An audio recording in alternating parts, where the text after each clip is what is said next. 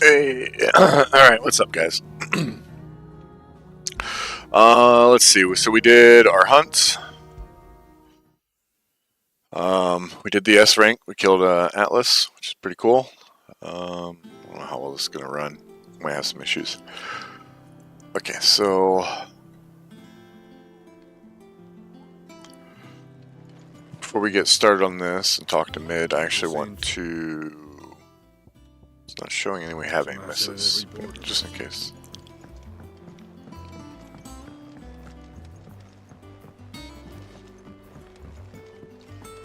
Oh, maybe not. Maybe we need to do this first.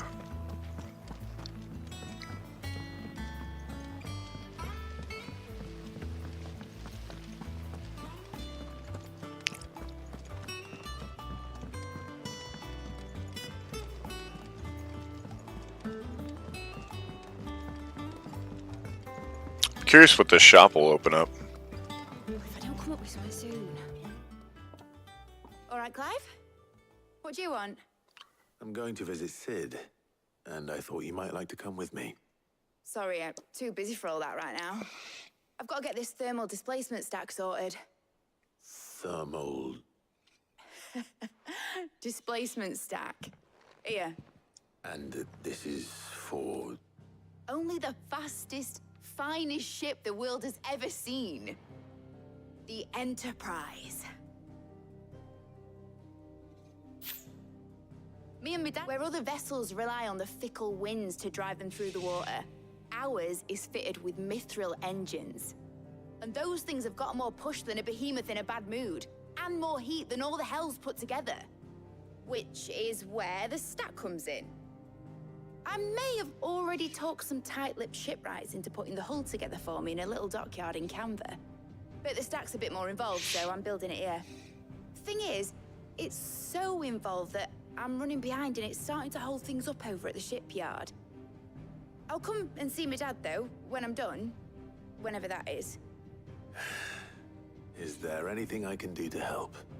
Good old Clive. I were hoping you'd say that. First things first, I need some parts meching. The stack will be made up of 3 major components. There's the plating, here, that channels hot vapors away from the engine. The helm over the top, that disperses all that heat into the air. And the shielding around the sides. That stops the rest of the ship from going up in flames. A full suit of armor, then. Probably best to take it one piece at a time. Then you'll need to start with the plating. Everything else fits onto it. I've got the designs and the list of materials here. Show these to Blackthorn. He'll know what to do. I can't make head nor tail of them. Luckily, you don't need to.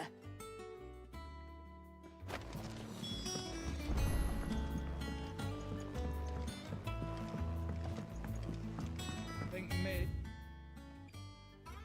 might need some help. Editors started reading books that don't have any pictures in. Mid hasn't been.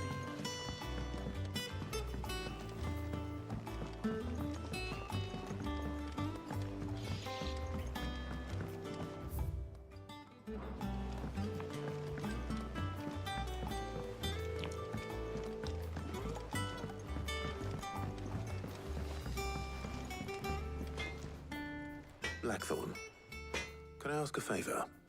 Out with it. It's for Mid. This my last chance to say I'm otherwise engaged. I'd spare myself the arseache. Go on then. What is it this time? She said you would know. Here.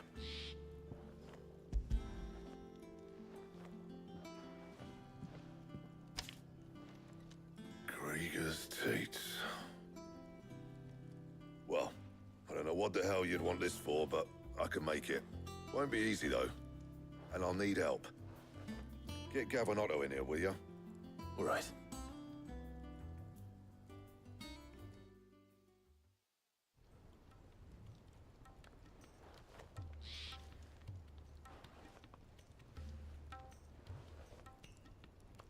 So Lid's roped us all in here again, has she? Typical.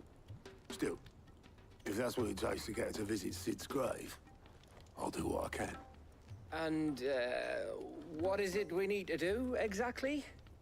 Take a look at this. It's this plating. The usual sword grade steel won't work. We need something that can get very hot, very fast, and still keep its shape.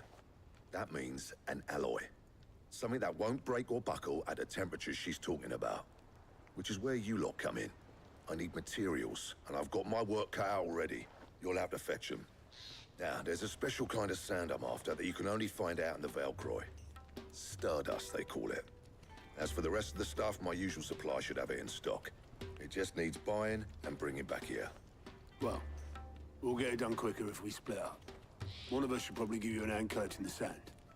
And the other can go and get the rest from this supplier. Right then. Well, make your minds up who's going where, we can get this over with.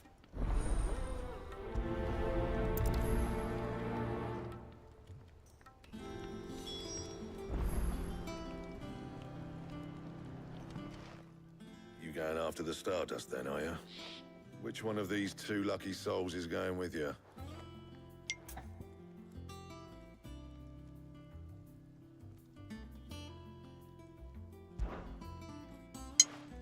Otto, you're with me. All right, then. Where do we find this Stardust, and how will we know it when we see it? There's a river that runs through the southern reaches of the Velcroy. It's the black sand that washes up on its banks that you're after. And I'm guessing you'll be needing sack loads of the stuff. Might be worth hiring porters at the Dalimil Inn. I'll head down there. See about finding us a wagon. All right. I'll meet you by the river. You two take care, eh? I'll go and see this supplier. Just don't let the bastard fleece you, eh? He wouldn't do that. He's Blackthorn's mate. Isn't he? Best of luck.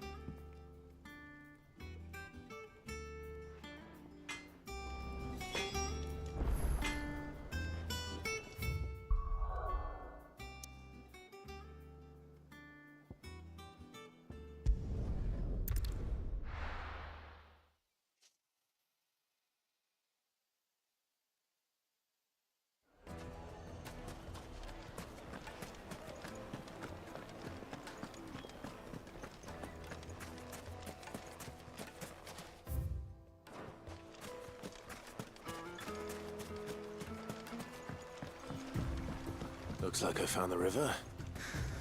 Now where's Otto?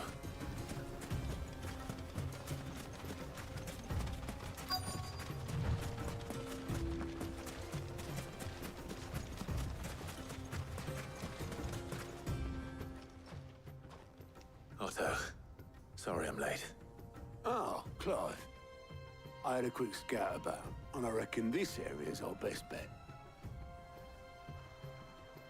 Seems Blackthorn's the only one who thinks smithing with his Stardust stuff's a good idea.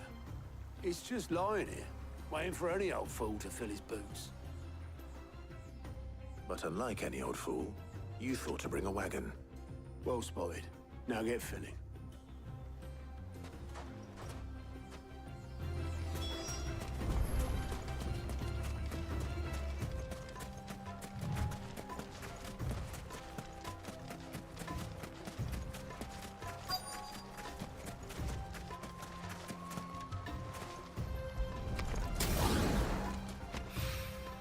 So this is Stardust. Hello. It just looks like that sound to me. How are you? Did you have fun? Huh? Lots of oh no. Get all the ice cream types? 6 ice creams?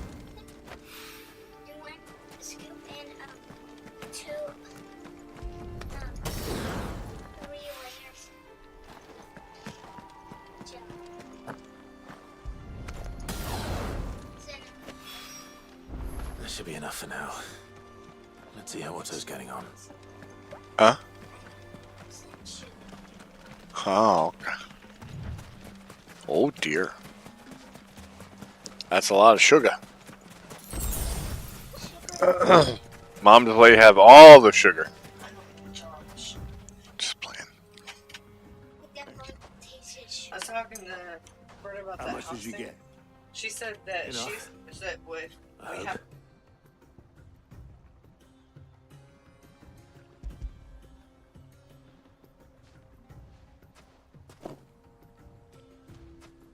More than me. Put it all together and I can't see Blackthorn complaining. Much. Here, Clive. Do you fancy a walk?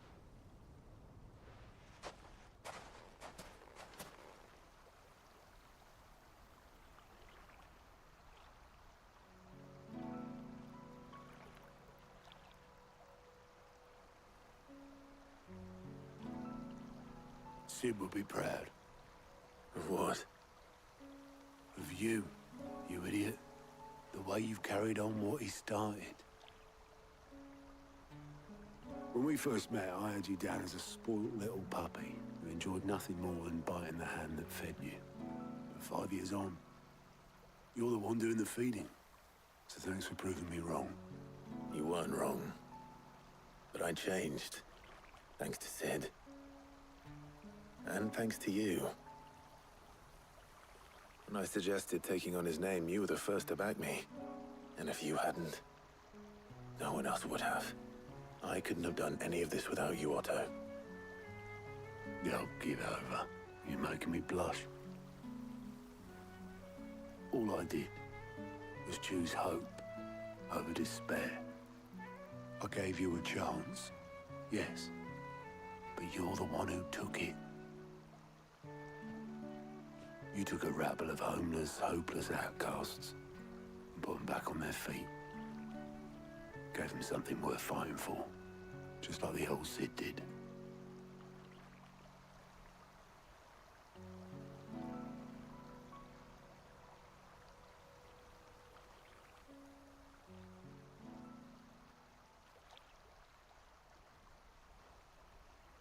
About time I was heading back, I reckon. All this scrabbling about in the sand's taken its toll on the old pins. I'll see you back at the hideaway then. You can take a well-earned rest when you get there. Oh, I plan to. Believe you me. But I'll make sure Blackthorn gets his precious black sand before I put my feet up. He'll only moan otherwise.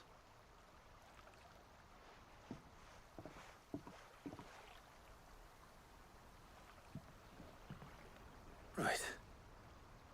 Ready to go home, boy?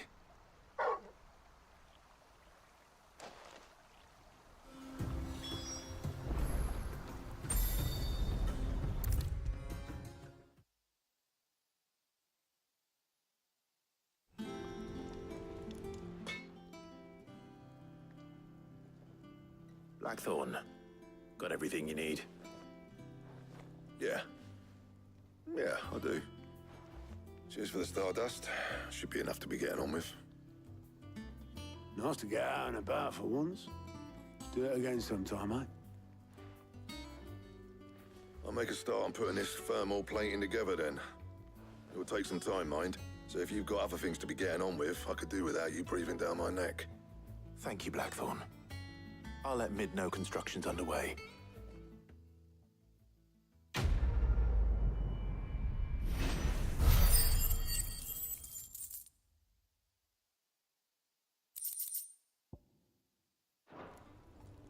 Suppose we'd better be getting back to work too. Give us a shout if you need anything.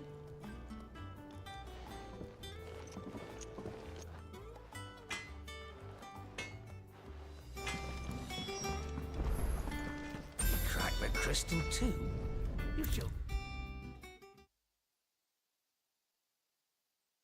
If I don't come up with something soon.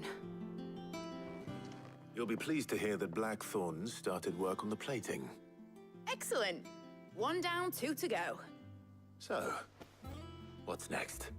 The helm, of course. For this, we'll be repurposing fallen scrap. Salvage from the ruins? I thought that material was all but impossible to work. Ah, but we don't have to. I'm sorry. Just so happens there's one particular ruin that's broken into exactly the right shape and size pieces for what we need. What's the name back there? I'll give you all the details. What's her name? Right.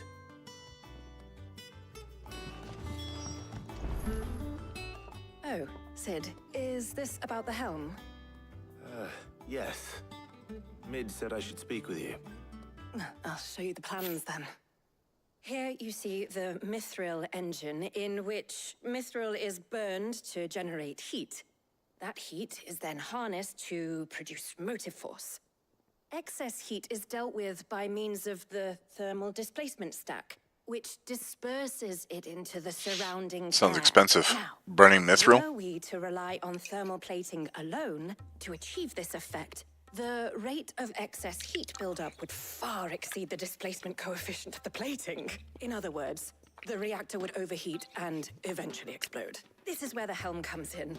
It connects to the plating, you see, and serves as a sort of thermal sink to absorb all that excess energy. Our experiments have shown that fallen ceramics are remarkably thermophilic. They can withstand and absorb levels of heat far above anything we are able to make today. And not only that, they're also waterproof and immune to rust, making them the perfect material for our protective hood. Why? If sea or rainwater were to enter the reactor proper, it would vaporize instantly. The forces produced would tear the ship from stern to... You can stop there. I understand. Mid said we might be able to use parts of a fallen ruin. Where would I find it? Ah, yes. It's in Lorbert's Pass, near Lostwing. The thing is, well, I probably should have arranged to have the pieces we need brought here sooner. You see, a certain unwanted visitor has taken up residence there. It's no longer a matter of just walking in and taking them. It's, going to be considerably more dangerous than that. I see. Then I suppose I'd better deal with this unwanted visitor for you. Would that help? Oh, very much. Thank you, Sid. I'll gather my team and head there right away. We'll meet you outside the ruins.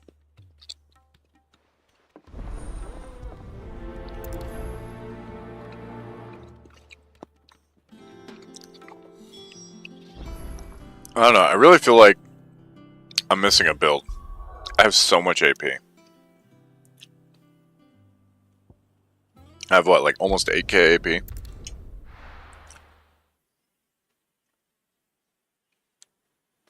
I feel like there's got to be some value to wind up. Oh yeah, I forgot. They're going to war, right?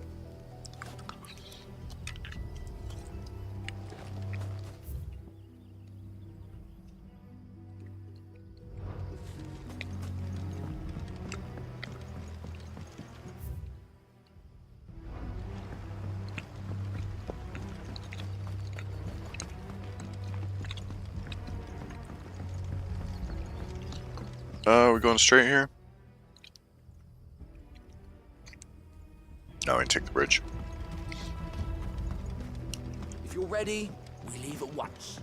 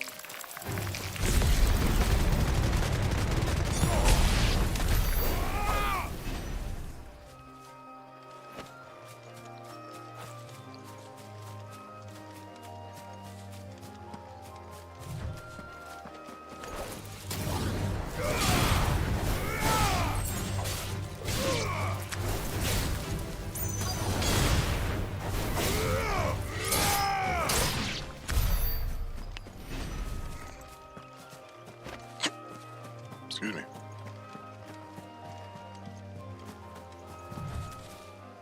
Alright, what we got here? Oh, we're gonna talk.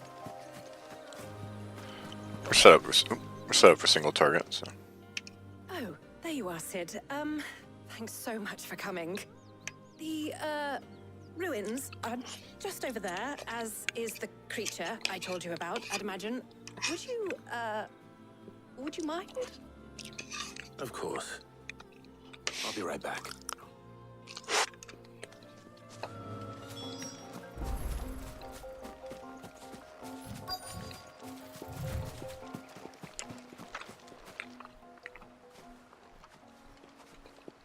Anybody home?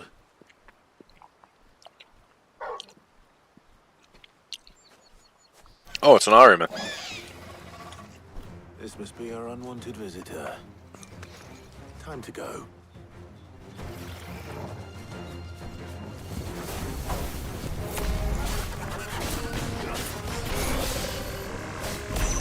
Oh.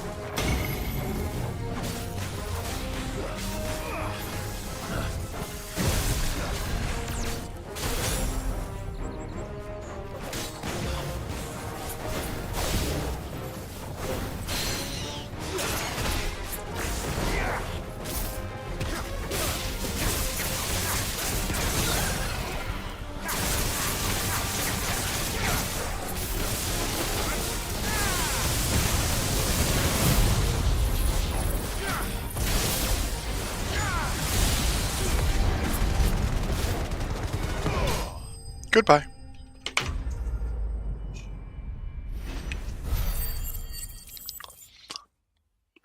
It just flows really well too, so it's like, I don't know, it's really hard. The things I do for you, Mid. Sid! Oh, thank goodness you're safe. You shouldn't have any trouble now. Indeed. Well, don't let us keep you. We'll, see that everything is transported safely back to the hideaway. All right. I'll let Mid know you're on your way.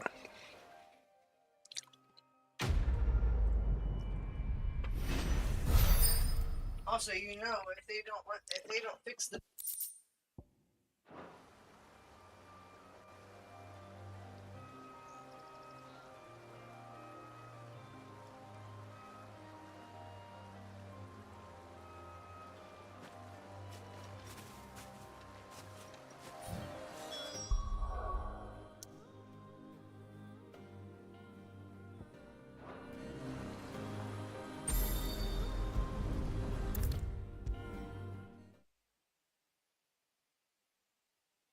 If I don't come up with something soon.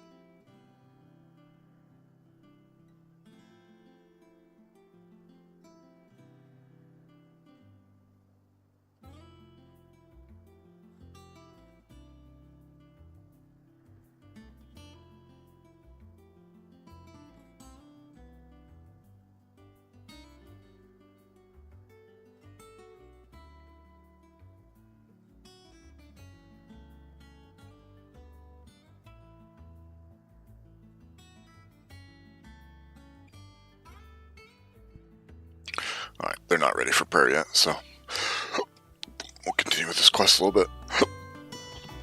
Mid. Helena has recovered the material for the helm. She'll be along shortly. Excellent. Another job well done. And just one remaining. Right. Right, the shielding. This one's a bit of a bugger. How so? The plating's enough to stop the engines going pop, but those things will still be spitting out enough fire to set the rest of the ship ablaze. Which is why you need proper shielding. A prison for the dragon's breath that's blazing away inside. I thought a triple thick layer of tempered steel might do it. Or more of the stuff that the Fallen use, but they'd both be too heavy. The helm and the plating are bulky enough as it is. Add any more weight and the whole ship would be at the bottom of the briny before we'd even started. I need something light. But I've racked my brains and I just can't think what would do it. Well, if I were in need of obscure knowledge, I know whose counsel I would seek. Harpocrates. Tomes? Yeah, well, I'd thought of that, obviously. I've got all the details written down here. Can you take this to him, see what he makes of it? Right away.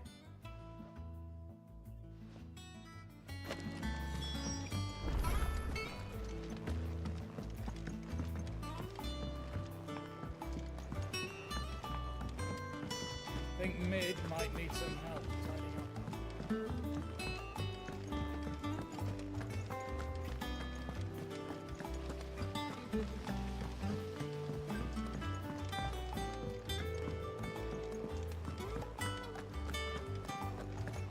We're seeing troops amassing.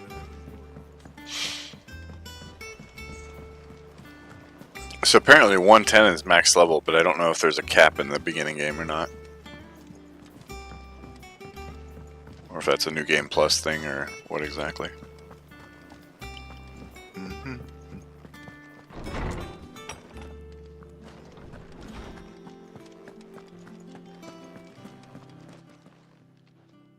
Harpocrates, do you have a moment? For you, Clive, always.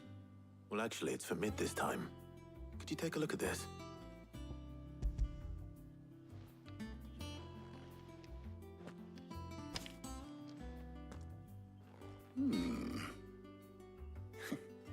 Shielding for a mithril engine.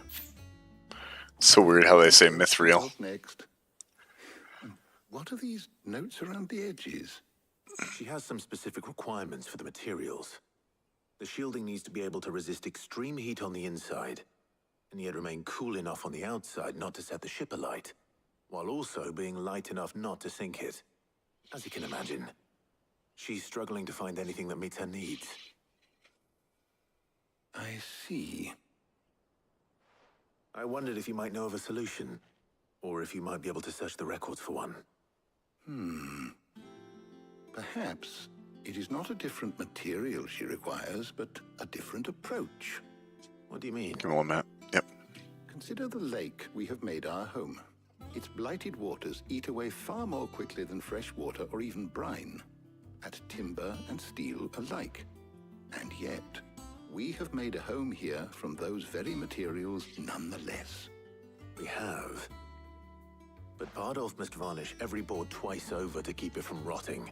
And Obelisk complains that without a constant supply of pitch.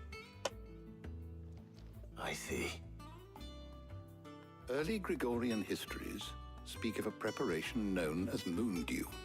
It is said to be able to resist even the most ferocious flames. Before the dragoons tamed the worms and wyverns of the realm, nobles would daub their castle walls with it in order to guard against dragon fire.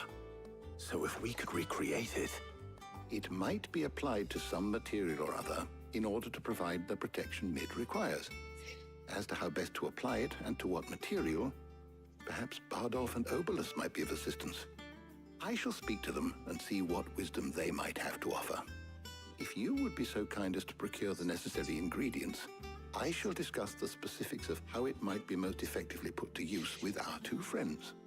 The knowledge of the past may yet prove useful to we of the modern era. Thank you, Harpocrates.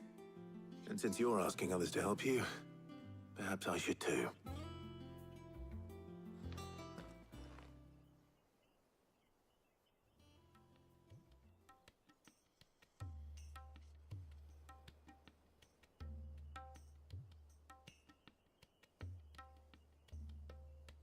So you need a hand, do you? We do. I'll be heading to market for the ingredients we need. I could do with some help. And some company, too.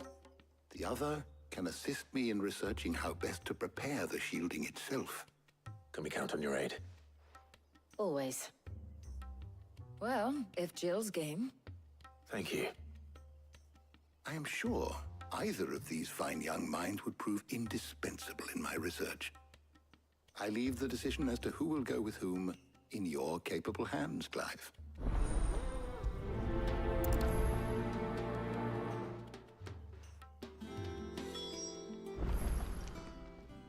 So, Clive, have you made your decision?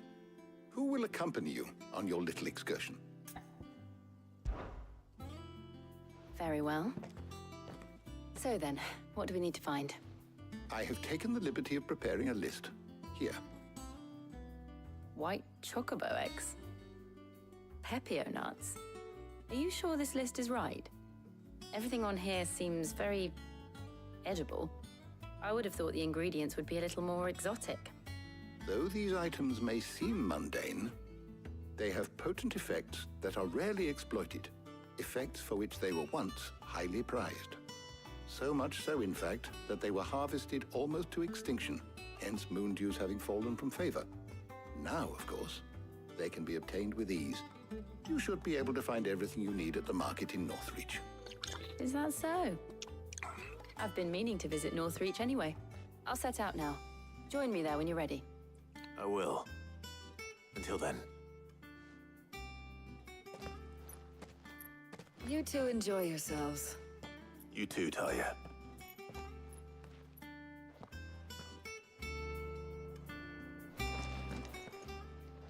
My knowledge is yours. I have a few new notes that might interest you. Oh, not enough. You wish to study the tomes?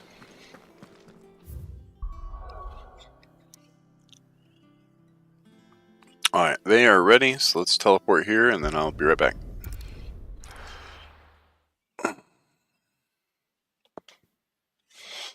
No. Right back.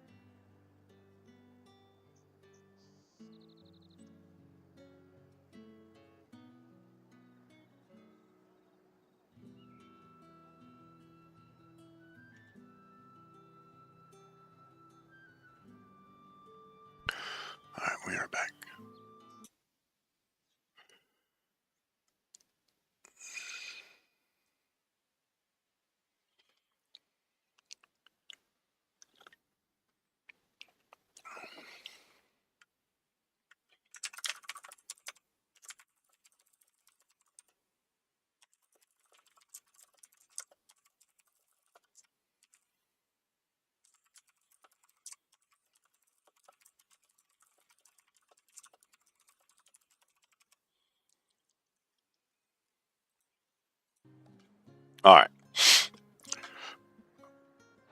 Jill.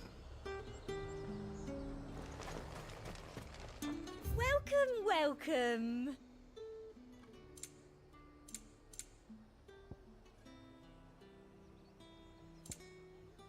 Oh dear, I've just sold our last.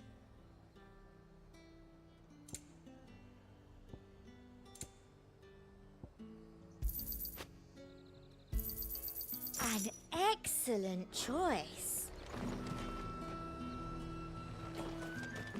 There's talk that the glass gate of flood has finally spread. Keep them pilchards nice and chilled. Are those Pepio nuts? How goes the hunt for ingredients? I've only just started. I'm sure everything we need is somewhere amongst all these stalls, though. Why don't we split up and see? We'll take a couple of ingredients each. All right. What am I looking for? How about you look for the Pepio nuts and some garlic? I'll find the other things we need. We can meet by the gate when we're finished.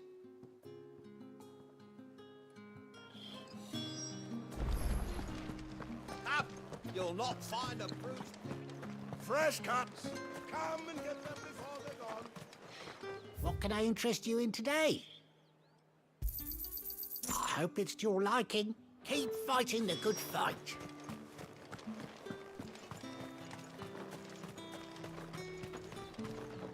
What do you want? And thanks for nothing. That's everything. Let's see how Jill's getting on. Wow. Wish I hadn't bought from that guy.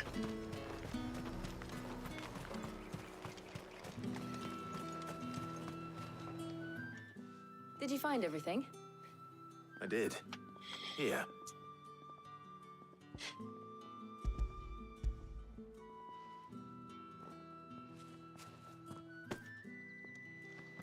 Garlic and Pepio nuts. Perfect. Now all that remains is for Harpocrates to somehow turn all this into what Mid needs to keep her engine cool.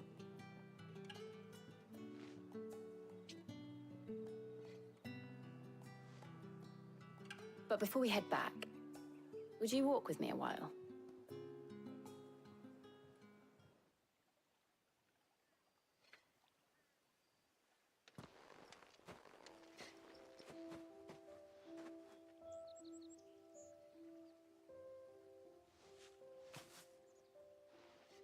Thank you for asking me to help you today. Makes a nice change. It does. It's good to get away from all the battle and bloodshed for once. Just being here reminds me of when we were children. Do you remember? Walking down Market Street in Rosalith, taking in the sights and smells. How could I forget? What with Torgal's antics. Remember how his nose would prick up at the scent of sausages? He'd go racing away and we'd have to go running after him. We wouldn't catch you now, would we, boy? Is there anything you wanted to buy for yourself while we're here? There was, yes. Well, sort of.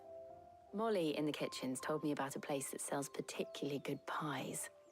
Thought you might like to share one with me. I would. Thank you. And I saw some bread.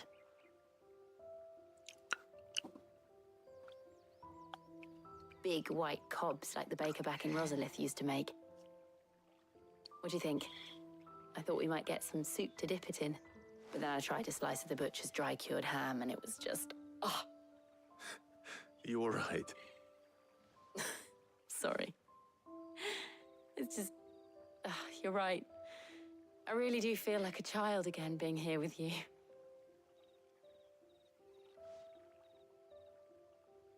Clive.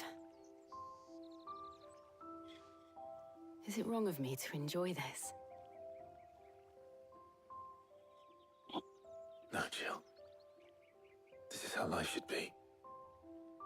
And it's how our lives will be when our work is finally done. When we can live on our own terms. I hope so. Thank you, Clive.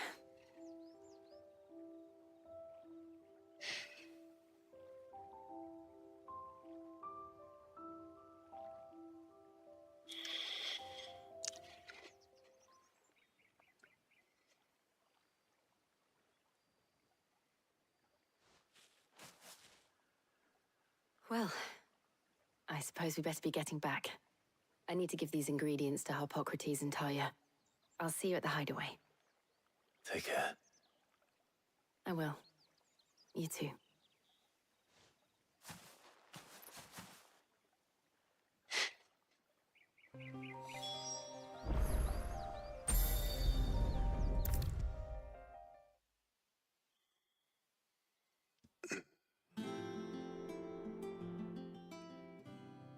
How's work on the shielding progressing, Harpocrates?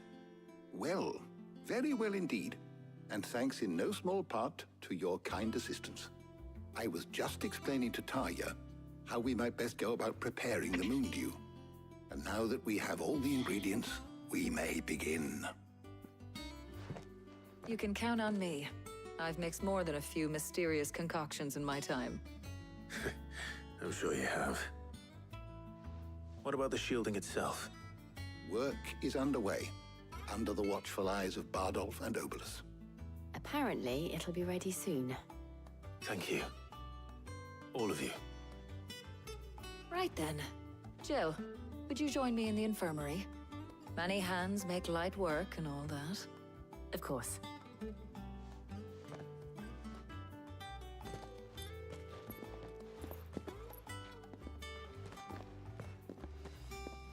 Oh, and Clive, thank you. It was nice just being with you.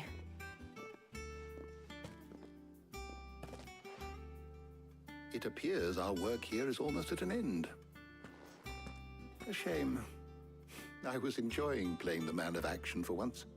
When both the shielding and the moon dew are ready, it will merely be a matter of applying the one to the other. Followed by a rigorous process of testing and retesting, of course. Perhaps someone ought to warn young Mid of that. Leave it to me. Thank you, Harpocrates.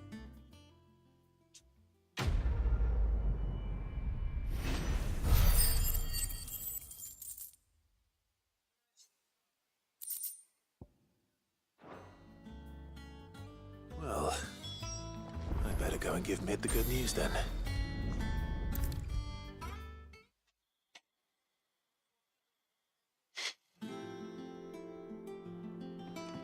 Sorry to keep you waiting, Mid. But you'll be pleased to know that work on the shielding is underway. You found something for it? In a manner of speaking, Harpocrates knew of a substance that's highly resistant to heat. A coating that should provide the protection you need.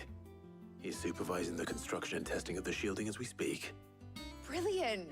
I knew you wouldn't let me down. Don't thank me. I'm just the errand boy.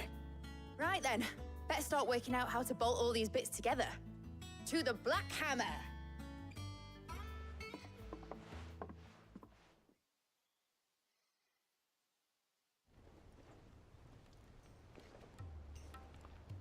You know, when I got into the smithing game, I thought I'd be making swords and shields, not thermal bleeding didgeridoo-dahs. Displacement stacks. Same difference. Whatever you call it, I ain't putting it together in here. It's cramped enough as it is. Let's take this outside. Mid, you get all the parts lined up on the deck. I'll take care of the rest. On my way! Oh, and bring me the biggest hammer you can find. This is gonna require some precision walloping.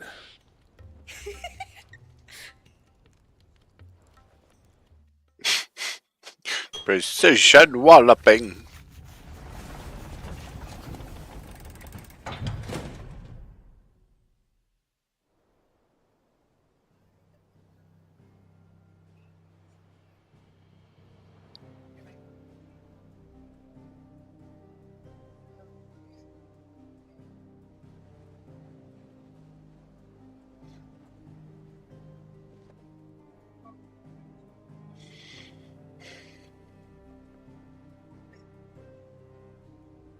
It's finished! It's finally finished! Thank fuck for that. I'll be feeling my hammer arm for weeks. Thank you, Clive, Blackthorn, everyone. That's one down and just 3 more to go. I'm sorry. Oh, didn't I tell you? The Enterprise has 4 mithril engines, and we'll be needing a displacement stack for each. You don't mean... Don't worry. Now they've got a finished one to work off. My gang in Canva can build the rest. Good luck to them, I say. Right, I'm off to get a sling for this elbow. Any other work comes in, keep it to yourselves, eh?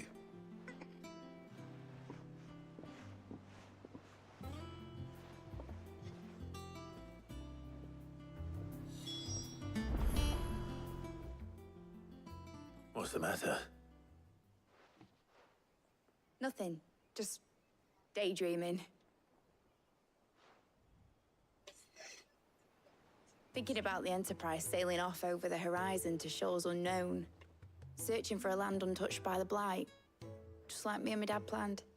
So if the worst came to the worst and every scrap of soil in the Twins turned black, we might still have a chance. That's what she was meant to be. You see, one last chance just in case we needed it. But now she's so close to being finished, I've realized I don't want it to be that. I don't want it to be just a lifeboat for us to cling to if things get desperate.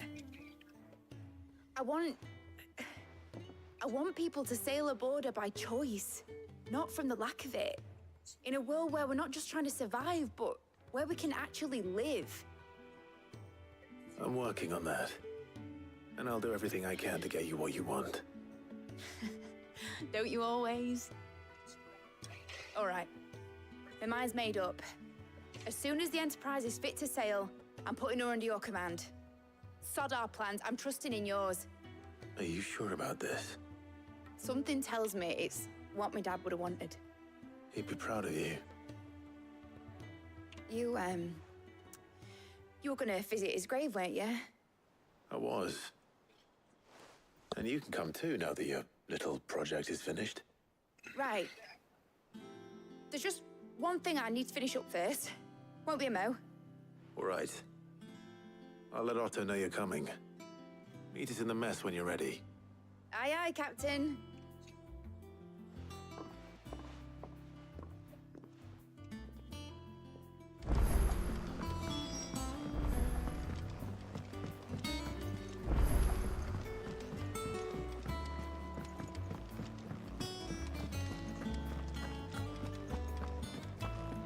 He cracked the crystal too. Joking.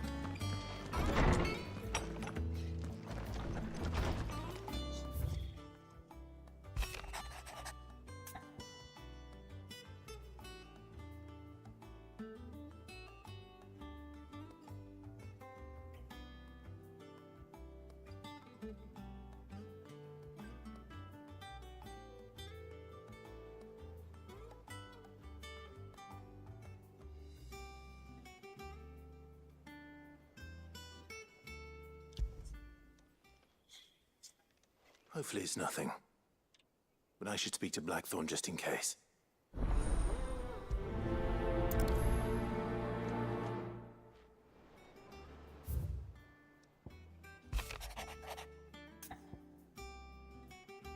Something ain't right. What could be wrong with Torgor? He seemed well enough when I last saw him.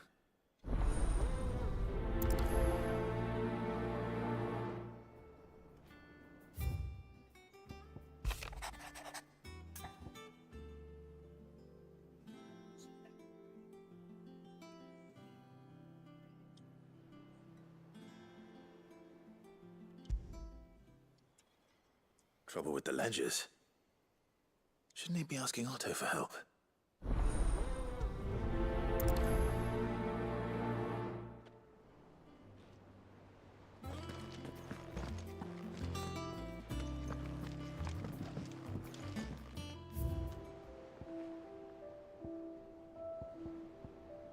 I feel like I should have unlocked more of these, but I guess not.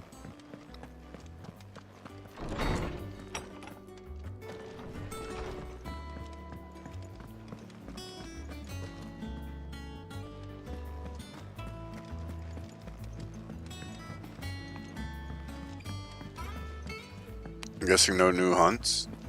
It's kind of surprising too. Is that the thing Tomes helped you with? Mid told me she was building a ship. I guess not. Okay.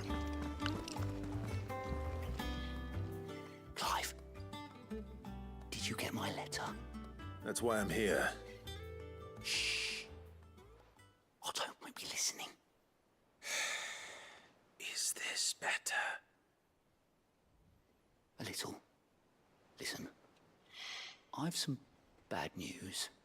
It turns out the hideaway may be slightly behind in its payment to certain lenders, and it may be my fault.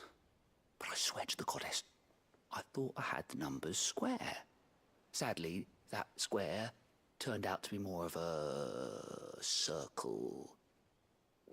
0, you might say.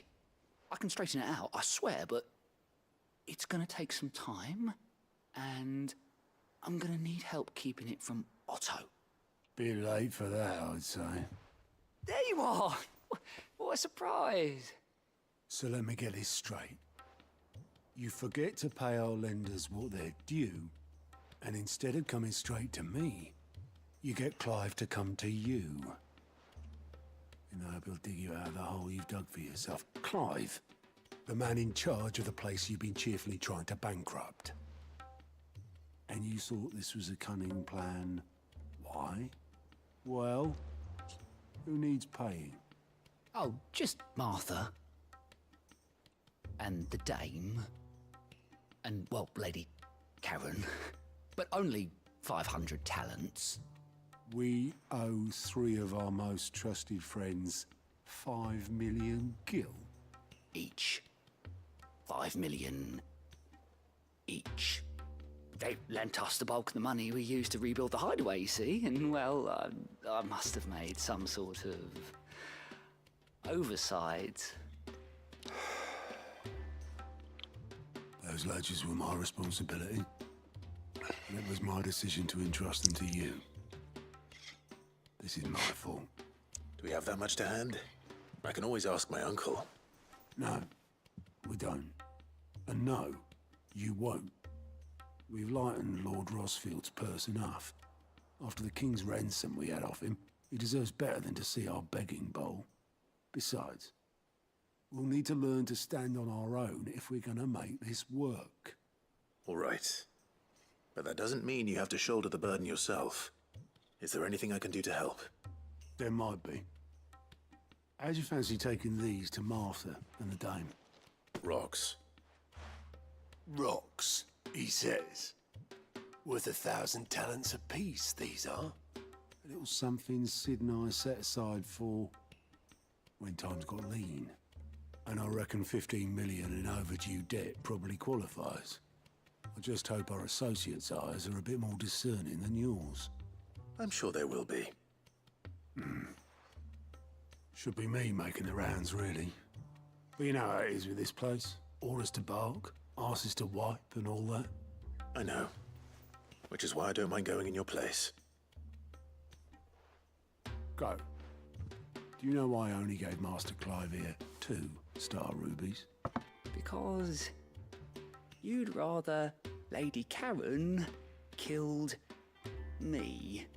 Because I'd rather Lady Karen killed you. Yes. That's fair. Well, I suppose this is goodbye then. Don't worry. I'm sure Karen will understand. Really? Do you think so? No, I don't.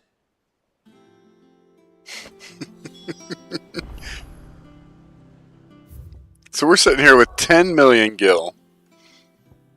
Alright. Karen is getting 5 million gil and charging us a couple thousand for gear. No wonder they charge an arm and a leg for these scrolls and stuff. This shop isn't anything. Clive, we weren't expecting you.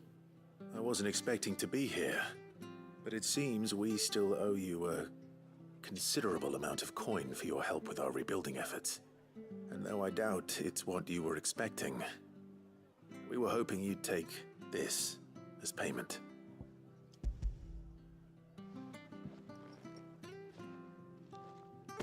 A star ruby? I can't accept this.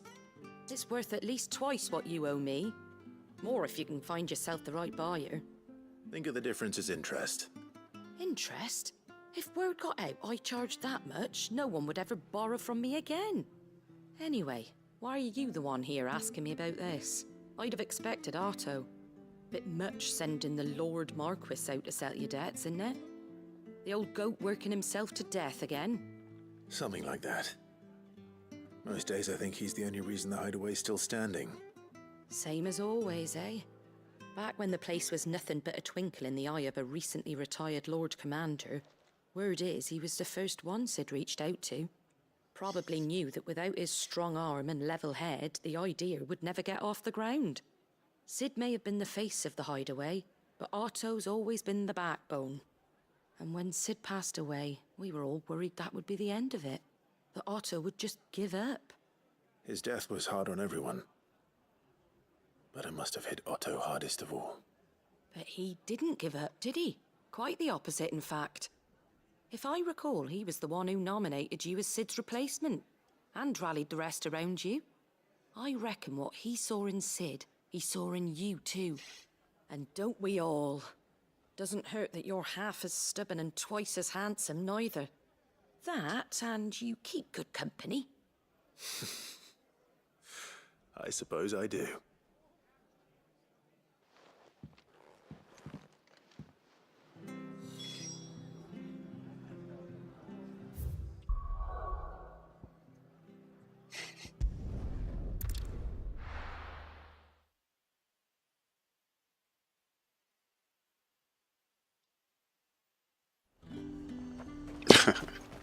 There's talk that the glass gate flooded.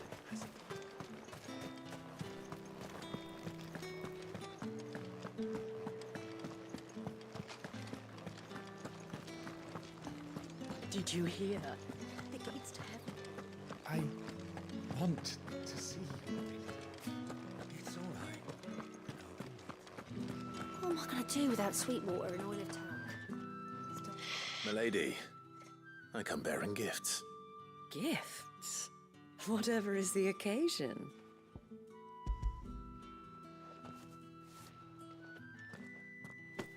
Oh my.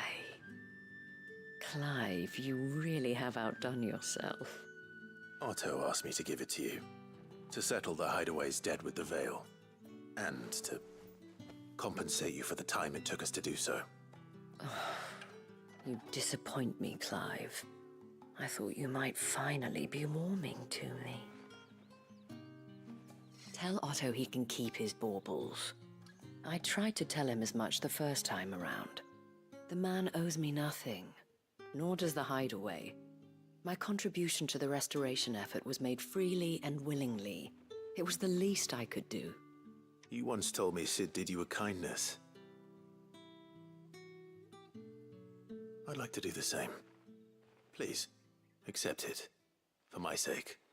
And for Otto's. For all of us. For all you've done. It is rather fetching, isn't it? Very well. Otto is lucky to have you, Clive. I doubt anything could ever replace his son. But you and the others at the hideaway are the closest thing he has to family. Otto had a son. Long ago, yes. Sid told me Otto lost him when he was just a boy, and blamed himself for not being able to stop it. I don't know how it happened, whether there was anything he could have done, but it was clear that it weighed heavily on him. I didn't know. How could you have? I doubt anyone did. Besides Sid, I've never met a man more keen to bear his sorrows in stoic silence. An ill habit, given that both have always been surrounded by friends desperate to help them. I'm beginning to see that.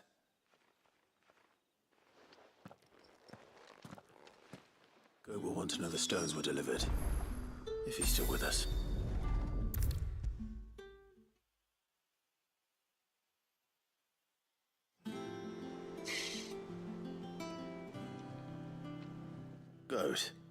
Still alive, I see. So Lady Karen accepted the ruby. Ah, about that. I tried my best, but she was just too stubborn to take it.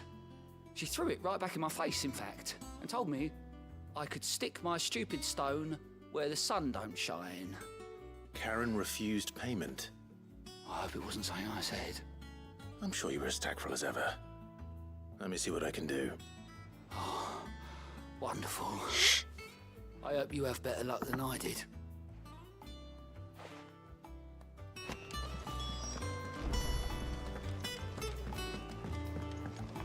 It told me she was building a ship.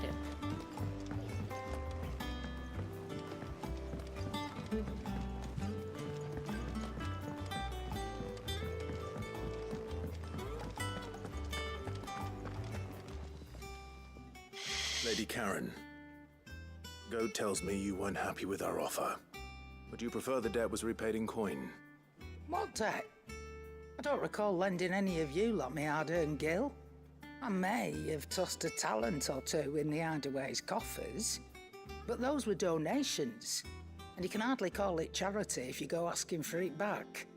Of course not. But one good turn deserves another. And our circumstances have changed. Surely you wouldn't shun the gratitude of a pauper who happened to have become a prince. Oh, so you're a prince now, are you? Fine. But I'm selling it and taking what I'm owed, then you're getting the rest whether you like it or not.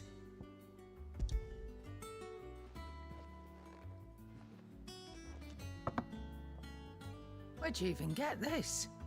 A decent trader might nab 1,000 talents for a star ruby. A canny one, meanwhile, might claim it were nicked from the belt of Sid the Outlaw himself and ask twice as much. Might be I already have a buyer in mind. Might be you even know her. A fine continental maid whose beauty's only eclipsed by a guile in commerce. You wouldn't mind, would you? Not at all. Just be sure to tell her that it's always a pleasure doing business.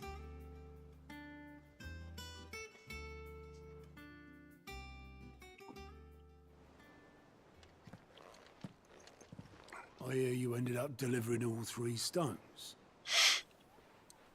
Thanks to this lump. I sometimes wonder what I pay you for.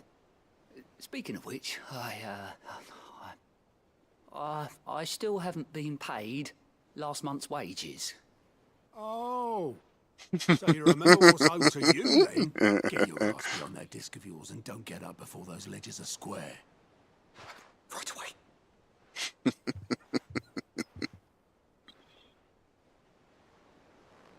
I've seen that before. You have, yeah. Plenty of times.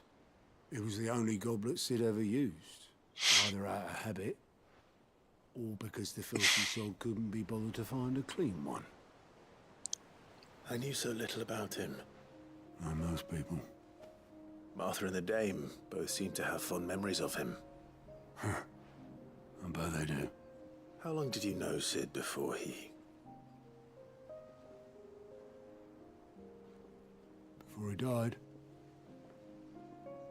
20 summers, give or take. Back in the day, I was a purser on a trade ship, which is where I met him. He bought passage to, forget where. And having nothing better to do on the long nights, we set up drinking island rum till the morning bell dragged me back to my duties. Quit my post not long after that, on account of making a fine maiden's belly fat. But me and Sid stayed close, promising we'd one day sail the seas again. That was before fate stepped in and said she was having none of it. The magic woke inside my son soon after his first name day, and there was no hiding his knack. Couldn't you and your family have... My family were the ones who summoned the constable, wanted the monster taken away. I couldn't turn my back on him, forget what I felt, and I couldn't for the life of me understand how they could. Luckily, Sid was of the same mind as me. It was him who stood beside me when All I wanted was to tear the whole world down. Him, who cried for me when I had no tears left of my own. Him, who swore he'd do everything he could to stop it from happening again. And he was true to his word, too. Left the Royal Army once and for all. His ranks, his ribbons, gone. Just like that. Threw away everything he had. All to right a wrong that no one else had the courage to face. I knew then I'd follow that man to the ends of the earth.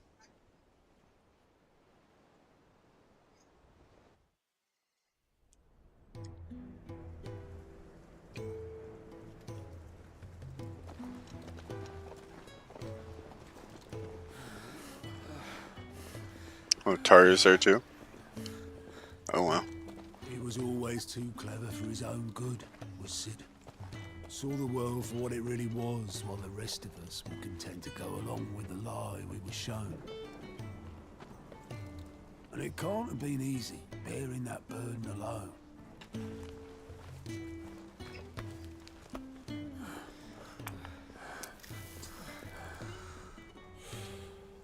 But he didn't let it stop him. He never lost faith in what he believed was right. And that gave us faith in him. Faith he'd steer us true. So I swore to myself that I'd always be right behind him, ready to catch the stubborn sod, if ever he should fall.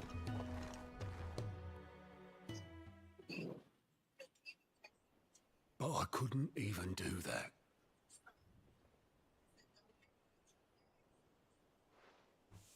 Ignore me. Just the ramblings of a tired old man. Leave that lot. I'll tidy it up in a bit.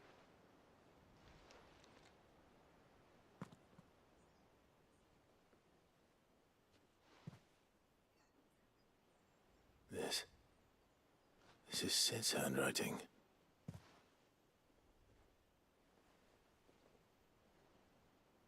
Dear Otto. I may be drunk, but I wanted you to know this place would be fucked without you. Love you, you grumpy old sod.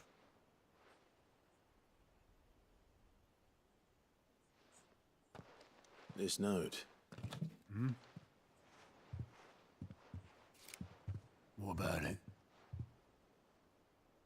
Sid was right. Without you, we'd all be lost.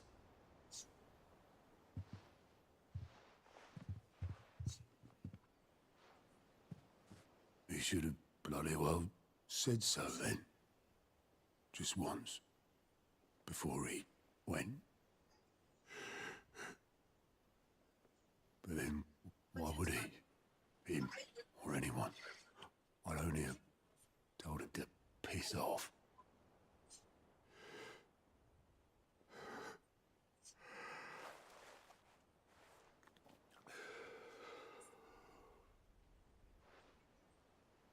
You're wrong, though. Both of you. It was never just me keeping the hideaway afloat. It was all of us. I just shoved people in the right direction. I barely seem to be able to do that anymore.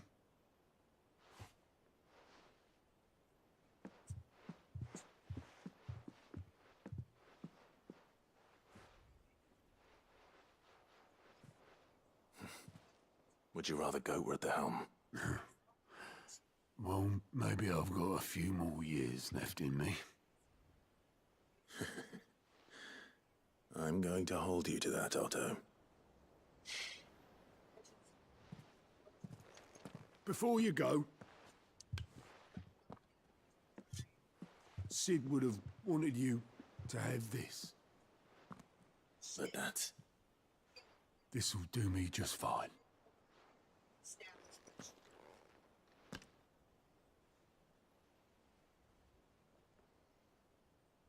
Thanks for the ray of sunshine. I'll see if I can't pay you back. Already have.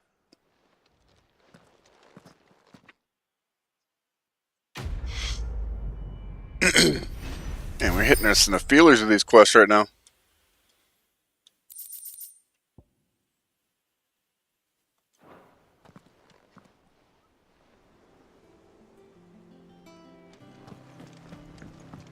Mid told me she was building a ship.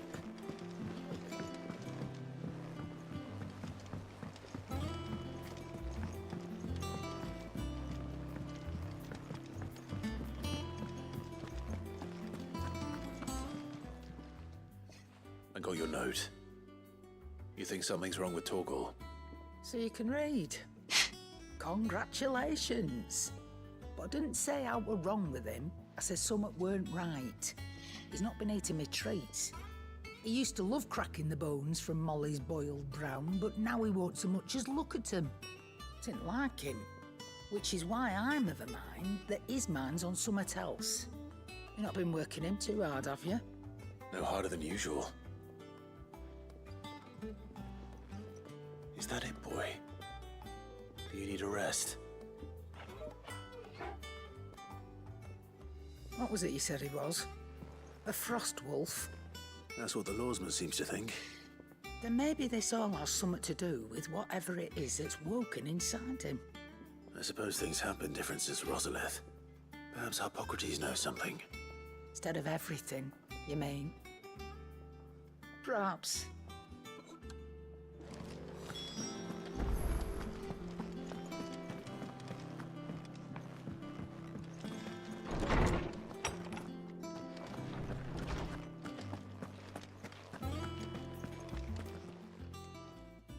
Lawsman, I need to ask you about Torgal.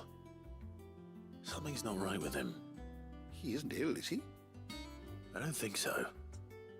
But according to Lady Karen, he seems to have lost his appetite, which is certainly a new development. She says he's hardly been touching his bones of late, and she believes it may have something to do with what happened at Rosalith Castle. I rather think she might be right, though not about his appetite. All canids are instinctively inclined to crack open bones for the rich marrow that resides within, and I see no reason why a frost wolf should be any different. Accordingly, I suspect it is not a lack of appetite that afflicts Torgal, but a surfeit. She loves me. If we assume that his newfound magics require additional nourishment to sustain, it may well be that the bones Lady Karen is accustomed to providing are no longer sufficient. Frost wolves, after all, habitually prey upon far larger animals, whose bones may yield altogether different nutrients. As to where one might find a suitable substitute, some antelopes that graze the meadows of eastern Rosaria have been known to grow to a size more than double that of their lesser cousins. I don't recall ever seeing any that large. And little wonder. The oldest and largest such creatures rarely leave the safety of the highlands for fear of predators. The last elder antelope sighting I recall hearing about took place near Cressida, and that was long before the village was abandoned. Even so, it seems like a good place to start. Good hunting, Clive.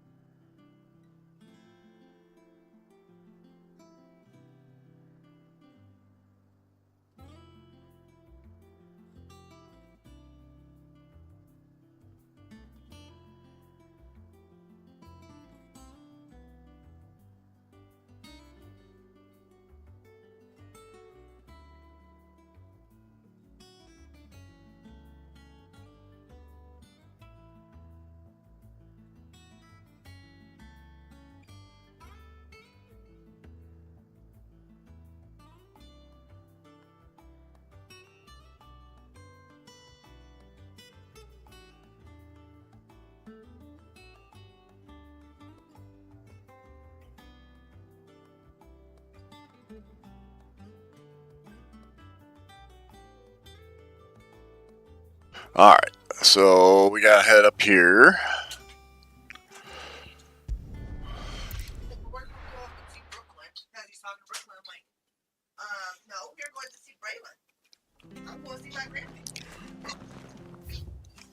She said, what do you mean by meet in the middle?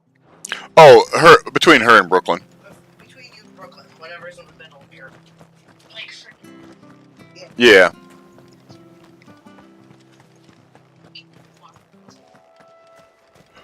Okay.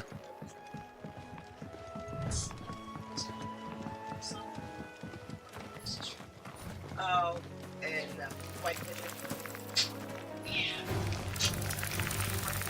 Is Jaywalkers open on Sunday? Yes. Okay. Farewell.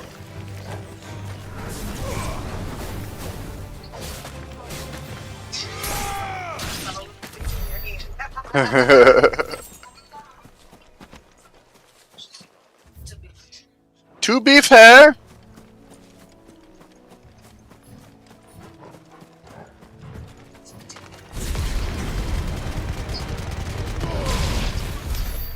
Oh, Monday. So maybe it was a Monday. Oh yeah, I remember Sunday we tried to go someplace. Yeah. So, oh, it might have been Oh yeah, that would have been a Saturday then probably. I don't know, maybe not.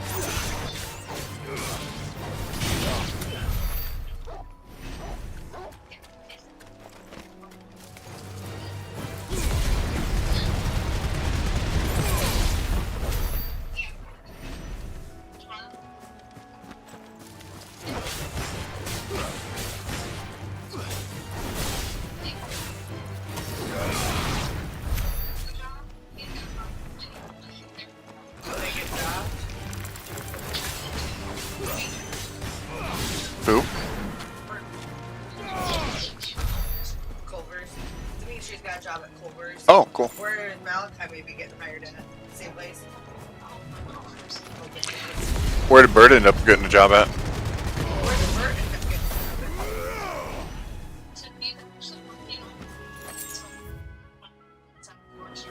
Horse River. Oh, okay. So I imagine he's making similar. So it's about this. Yeah, so he's probably making similar, like he didn't have to take too much of a pay. Oh, wow. Awesome. Well, God blesses.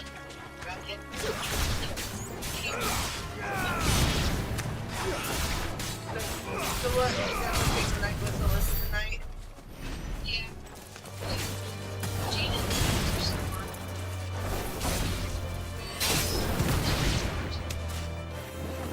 What happened? What happened to the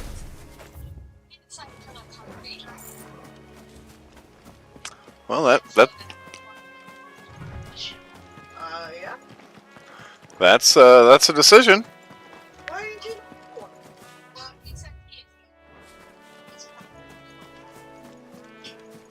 Oh, okay.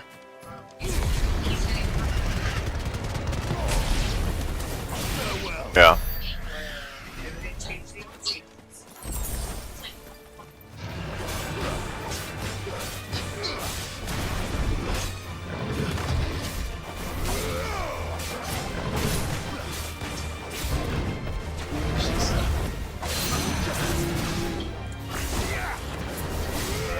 So you guys discussed the study tour.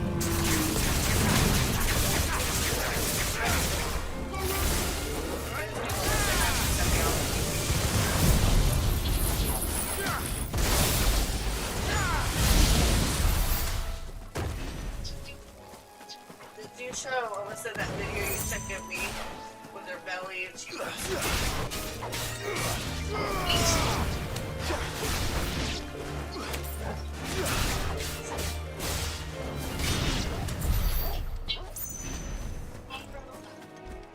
Hmm? No holding back.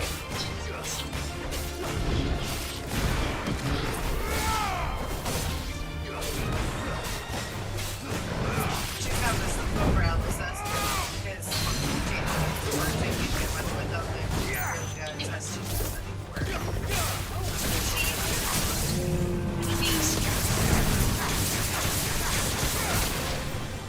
that doesn't sound like fun.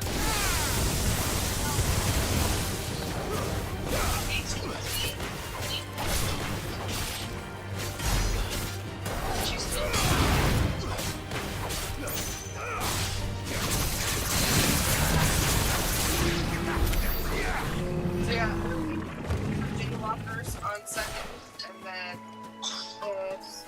like I said, if Brooklyn ends up not being able to get together, then we would just come to your house. I'm guessing we won't know until like Saturday or like Sunday. Probably won't know to Sunday. Let's be honest. Exactly. Yep. Worst case scenario, we can sleep and just go back to your house. So, Well, it's certainly quiet. however it works. If I were a giant antelope, it would seem like just the place.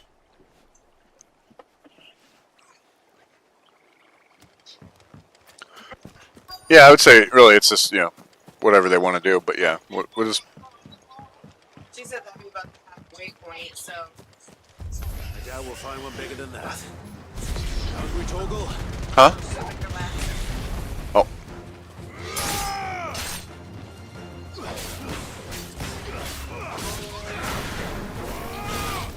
It's over.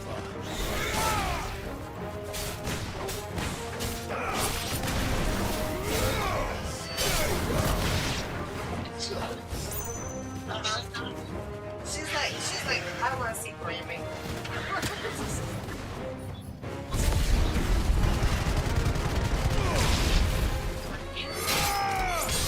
That was Braylon's idea. Oh, is she making fun of your nickname? Did you come out that you picked it? And why you picked it? Don't you dare do it. Don't you do it. Don't you do it. No. No. You picked Grammy because you said I won the Grammy Award. Shut up, Will it be enough, I wonder? The youngest out of all the grandparents. What you talking about?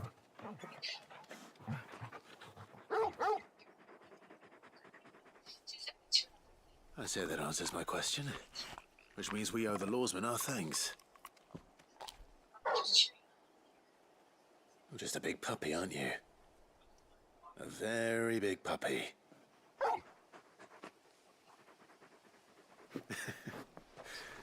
You do know you can take that with you, Torgal. Lady Karen will be relieved to hear you got your appetite back. Come on, boy.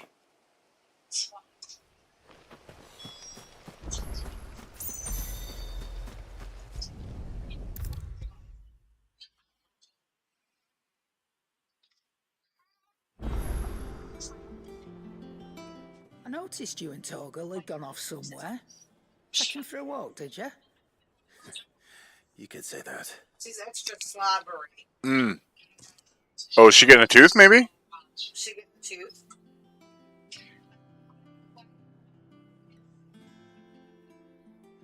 So, Molly's leftovers weren't good enough, eh? That'll teach me for treating you like you're still a pup. All right, no need to shout.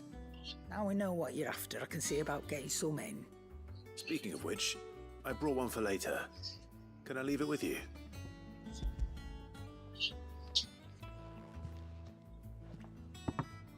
You can, aye.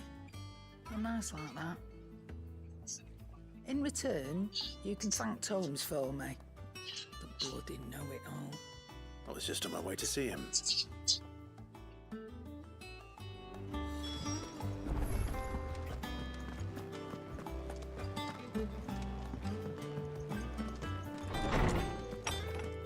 Oh, you sent me the video on Snap.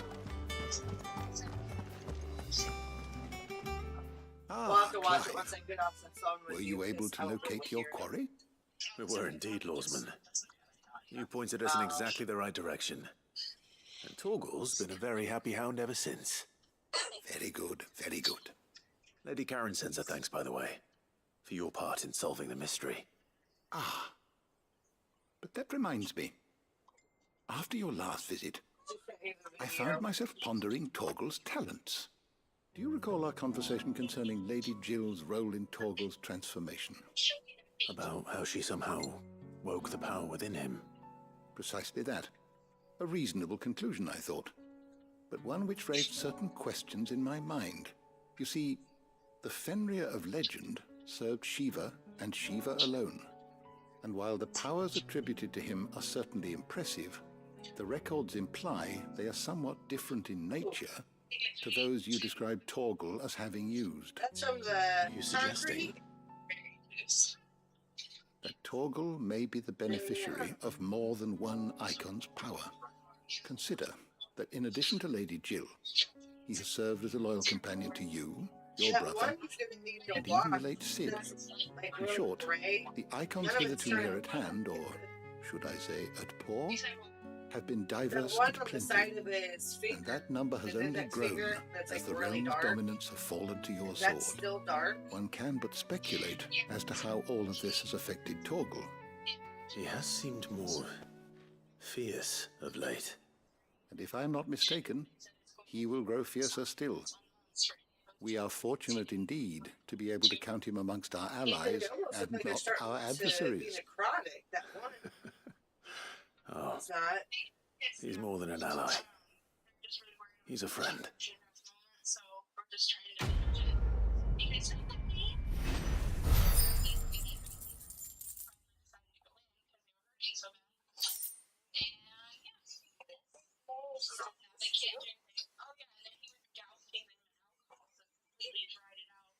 Oh my jeez. He basically added a catalyst to it. Yeah, he added catalyst to it, like Kim said. So he's gonna have permanent nerve damage?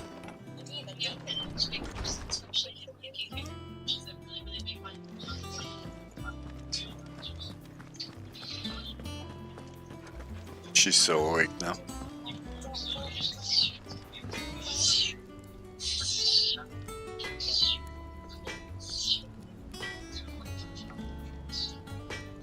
So is he gonna have trouble working with his hands?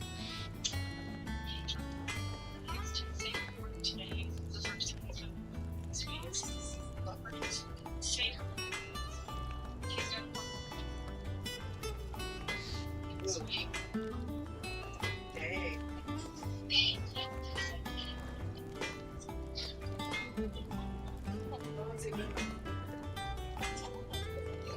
How long has he been off work?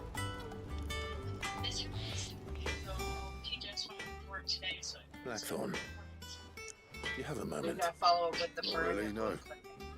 This won't take long.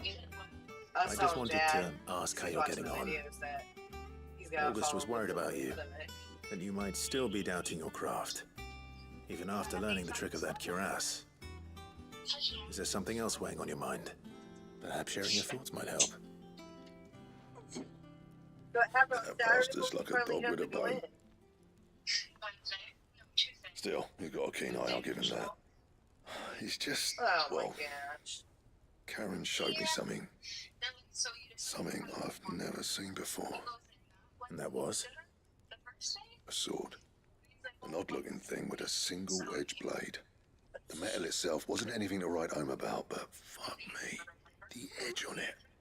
You could slice a man clean in two with a weapon like that, and he'd be halfway home before he even realised he'd been cut. So that's what's troubling you? No. Not troubling me exactly. More distracting. Can't stop thinking, how do you get an edge that sharp? It's driving me mad. And if you knew how to do it, we could arm the curse breakers with even better blades. That's about the size of it, yeah. I'll see what I can find out.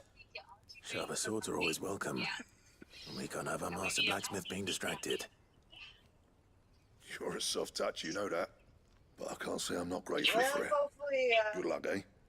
Thank you. he doesn't struggle too much with work and Let's see what Karen knows about this sword. gets through and that heals up okay.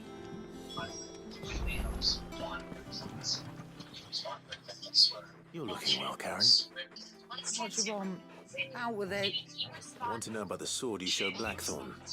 Single-edged and extremely sharp. Running around after him again, are you? I suppose I am, yes. But I need to help him find out how to work an edge like that. It's driving him to distraction. Little wonder, I suppose. There's not many like that make it as far as the twins, and those that do go straight into private collections, which made it nice and easy finding a buyer. Can you tell me who bought it? Where is it now? You think I tell people who my clients are? I suppose you're not likely to go nicking him off me, are you now? Fine. If you stop mooning at me like that. Lord Ignac's the man you want. Dalmecian bloke, collects weapons and the like. And he's got more money than sense, which is why he's one of my favourite clients. Reckon he'll still be at the inn in Dalamil, where I left him. Thank you, Karen. Oh, and he's a touch eccentric, if you take my meaning. I appreciate the warning.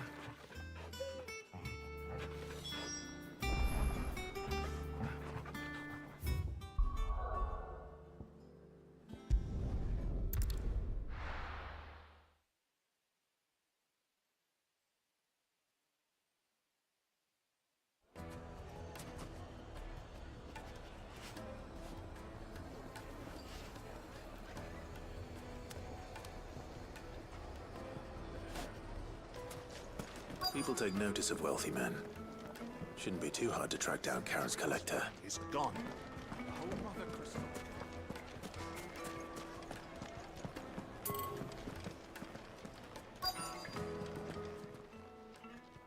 My reputation will be ruined!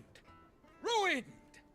Calm yourself, Lord Ignac, I beg of you, before you do yourself a mischief. Pardon the intrusion, but... Out! Get out! I paid for these rooms so I wouldn't be disturbed. Leave me be! Please, allow me to apologize. His lordship is going through a difficult time, and he's never been fond of guests arriving unannounced. Radim! Get rid of the filthy oaf this instant! Very good, Lord Ignac. Would you mind stepping outside for a moment?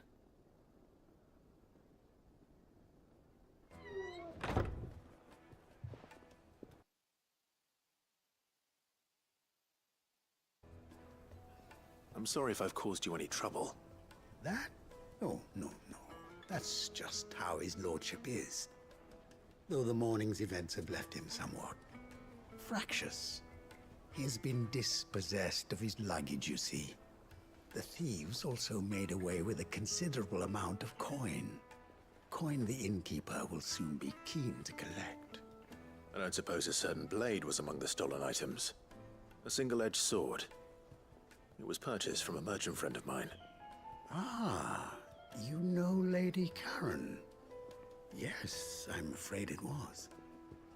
Then I'll retrieve Lord Ignac's luggage. But I have one condition. You have but to state it. You are welcome to anything that is within my power to grant. I want an audience with Lord Ignac. A few minutes should be enough. Then I'll be on my way. A condition I would be a fool to refuse. Of course, you shall have your audience. I don't suppose you saw where the thieves went? I did not, no. Though some discreet inquiries made on his lordship's behalf mean that I know where you might find them. The bandit's bed. Every ill-gotten coin in Dalamal is said to pass through that disreputable corner of the Valcroy. And that's where I'm heading. I shall speak to Lord Ignac in your absence, and arrange for an audience upon your triumphant return. That will be very kind of you. Farewell, and best of luck.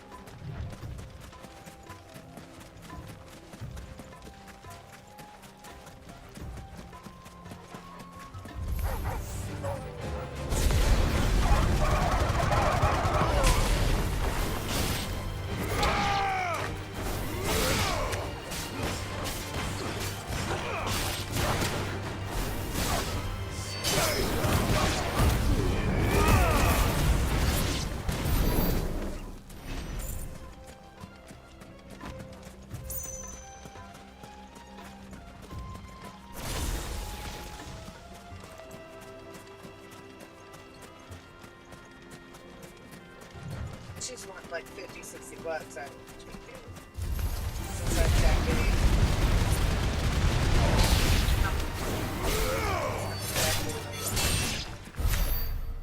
My stuff. It's like a jogging stroller, and I'm not jogging. But I mean, if she's willing to give me like 10 bucks, I mean, I can keep it at others or something, so she has a stroller too. If I gotta have 2 car seats, I know I'm gonna have to have 2 strollers too. Are you do car seats? Well, I should be able to get 2 for free. Heather said that's good because then she can have one at her house for what she had. Or if We've got company! Come on, lads, let's tear the bastard's head off! What?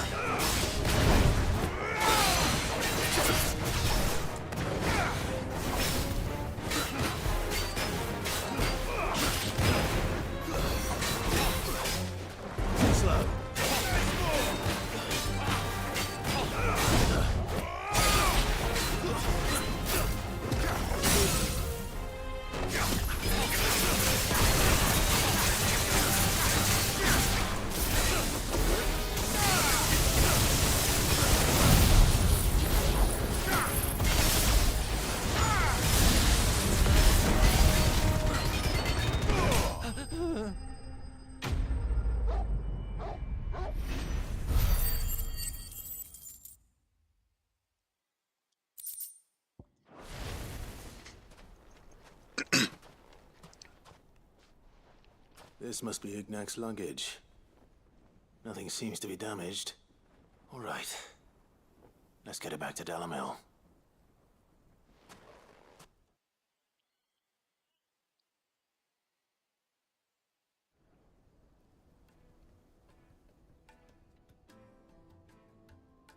I hear I have you to thank for the return of my effects. What shall I call you, my good man? Wyvern. Glad to make your acquaintance. A formidable name indeed. Well, Wyvern, I appear to be in your debt. Redeem here tells me you wished for an audience. Is that all? A few moments of your time should suffice, yes. You're a peculiar fellow, Wyvern. All right, speak. Master Wyvern was wondering if you could tell him about a certain single-edged sword you recently acquired. Oh, a true work of art, that one. Karen drove me hard on the price, but I would have sold her Radim here to get my hands on that sword. It was made in the Outer Isles, far beyond the Twins, and is used exclusively by the practitioners of a unique school of swordsmanship. They believe no combat should ever exceed a single strike, and hone their blades to such perfection that none ever does. Each sword is made for that one perfect stroke, and for that stroke only. They crack upon a second blow. There's a brutal sort of beauty to it, really. But how do they hone such an edge? Fine question. Why, they use a whetstone, of course. Whetstones, rather. A whole array of them, ranging from the coarse to the fine. 10,000 licks with the sharpening stone, then 10,000 more. But it is the final stone which lends the blade its legendary sharpness. A mineral quite foreign to this great realm of ours. And that is the key. The secret ingredient. Wyvern, it occurs to me that my little lecture is hardly equal to services rendered. Take this, together with my regards. The very stone of which I spoke, far rarer among collectors than even the blade itself, and a far more fitting payment.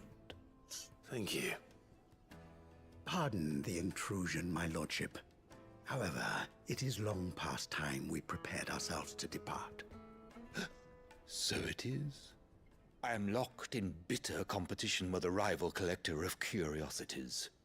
I am one step ahead of the unscrupulous scoundrel, but he is hard at my heels. And there are many other collectors out there. Too many to count, but only one do I consider my nemesis. Lord Byron Rosfield, and is a perennial thorn in my side. I can imagine. Farewell, Wyvern. May our paths cross again. Radim, we mustn't dawdle. Dawdle? I think his lordship is rather taken with you, Master Wyvern. Thank you again for your assistance. Coming, my lordship. I'll be right there. I was gonna go do laundry. Because you don't have any work shirts. But it's pouring down rain and lightning, so I didn't Trust go. Uncle Byron to find such an interesting rival. Now, let's see what Blackthorn makes of this whetstone, shall we?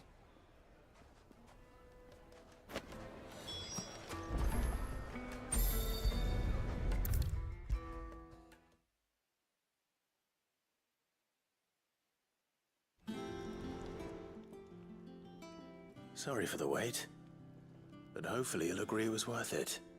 You learned something about that sword, then? I did better than that.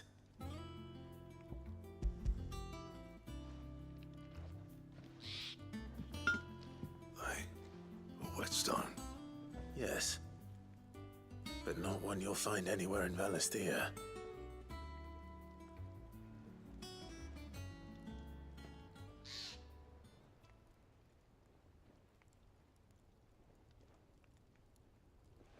No wonder I couldn't get the same finish on the grinding wheel.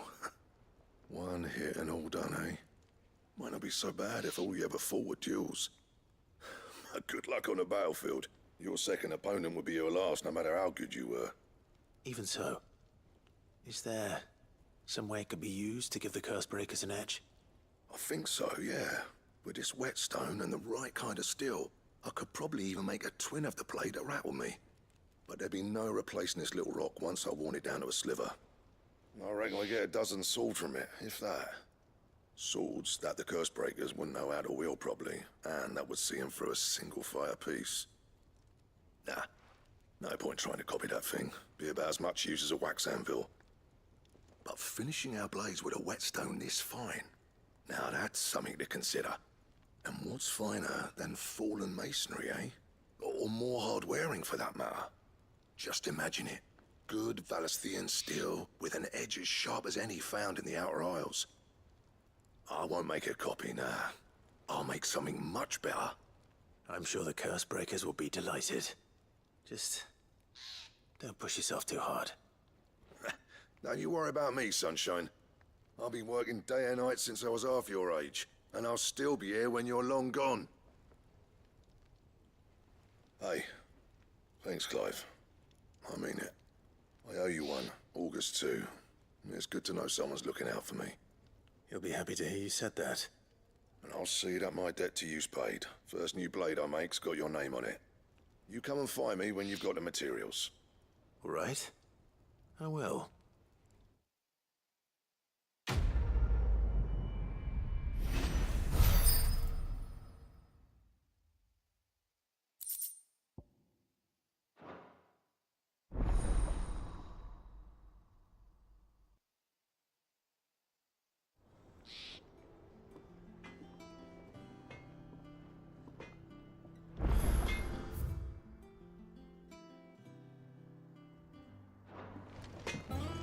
Clive? What do you want?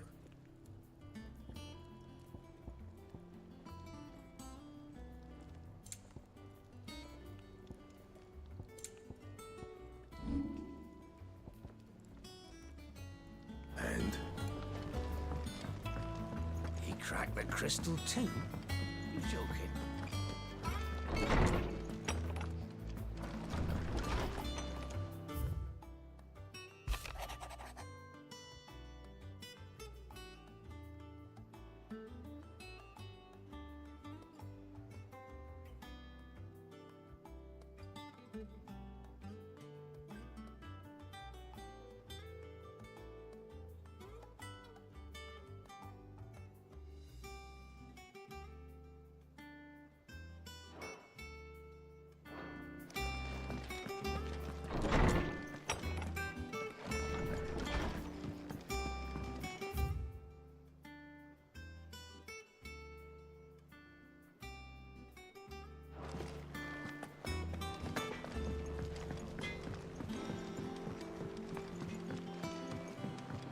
I went up to give some Alright, guidance to the looks like we're chocobo. back to mid.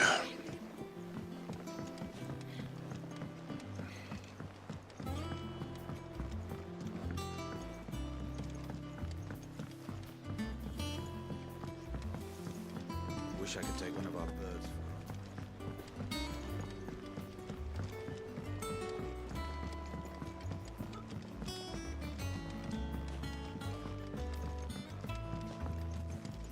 Well. Here, Sid. Reckon you might be just the man to help me out of a bit of bother, if you've a mind to. Let's hear it. Well, it's about this alembic the chief's got me making. Lovely bit of kit it is. Bung in a solution you want splitting, and it will separate it out, just like that. Problem is, it won't always get rid of all the impurities. And with some of the stuff we need it for, that ain't good enough. Which is why I've been looking for something to filter the liquid we'll be cooking off. And that's where I was hoping you could help me out. I imagine Ty could get some use out of this alembic too. Distilling medicines and the like. All right. Why not? Proper job! So what exactly do you need for this filter? Nothing but bomb ash'll do, says the chief.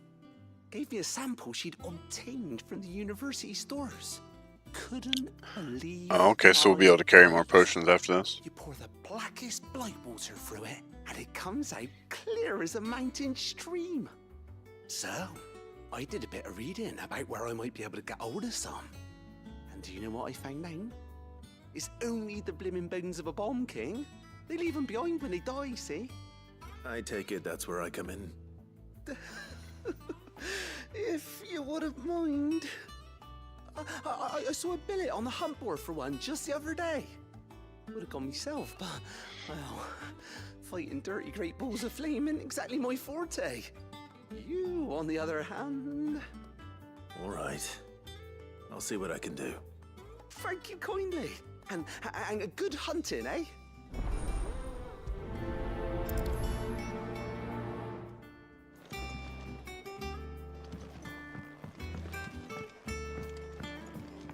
I don't even know if we actually have to go to the hunt board, but we will.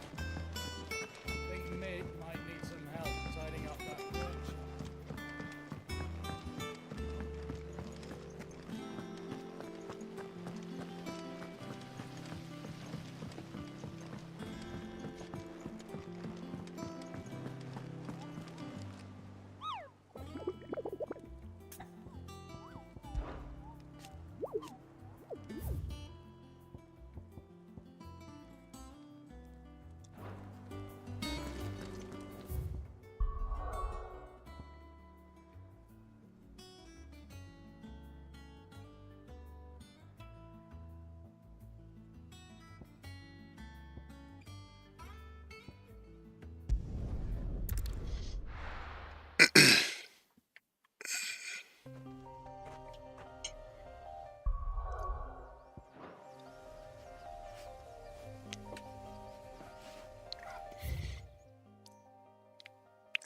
Wonder if this is it. I think it's where we need to go. I'm be right back real quick. We should probably save. I haven't saved in a while. Yeah, it's like 4 hours. Alright, I'll be right back.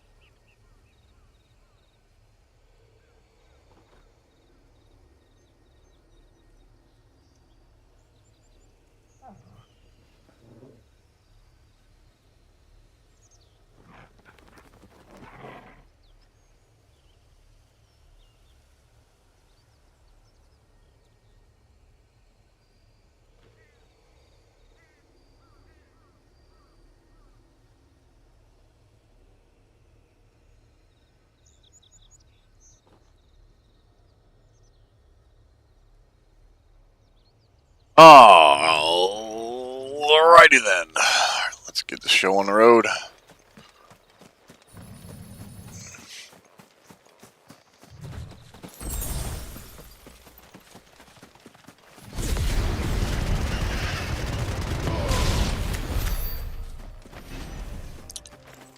I don't know. I was kind of thinking. Just down there, please. Thank you.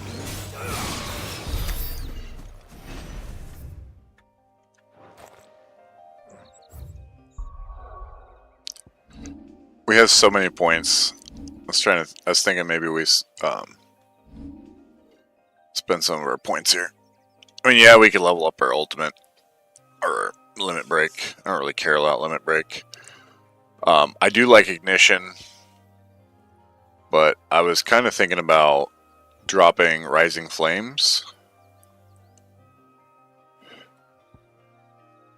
for wind up.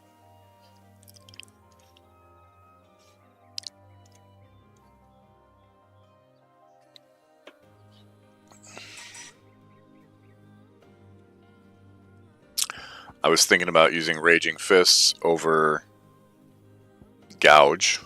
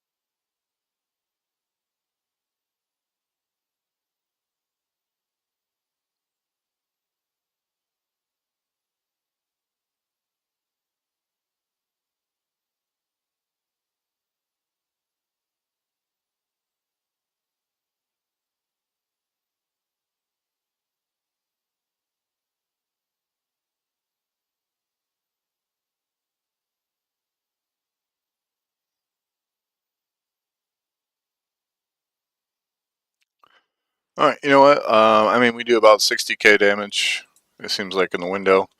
So let's just, let's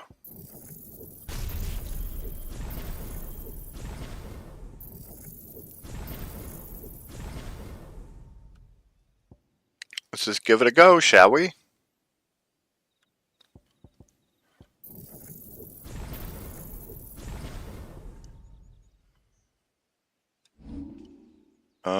Let's just put it to this set. We'll do here. Keep this setup being lightning rod into raging fists. This will be Garuda.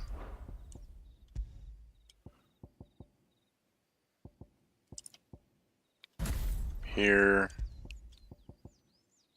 Ignition. Ramu. Which I guess technically we don't really care. We could have Titan here if we really wanted. And then just do, this will still be, this will, did I not max that?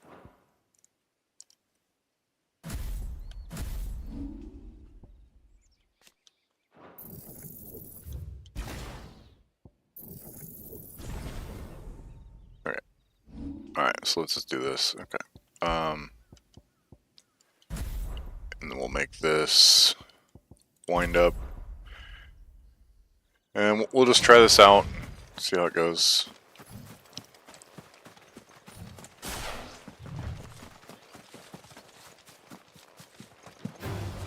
This won't be easy.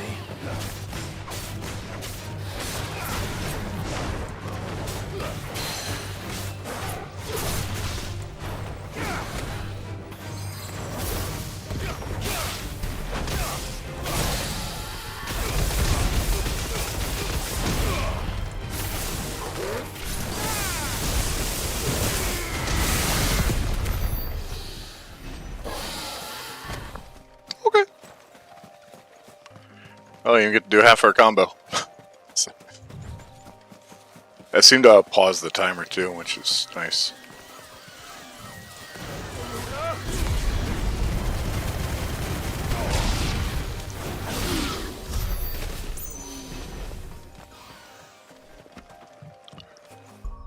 So yeah, let's just save this real quick.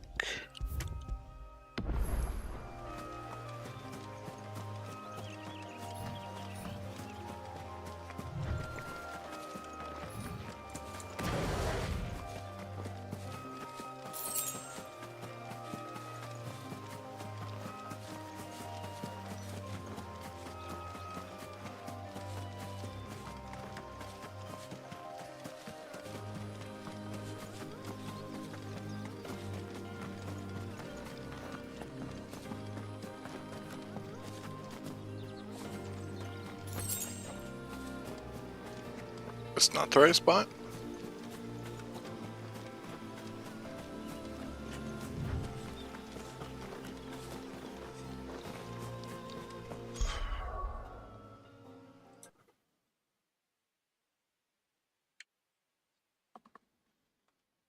Oh, apparently there was a turn off. I just didn't see it.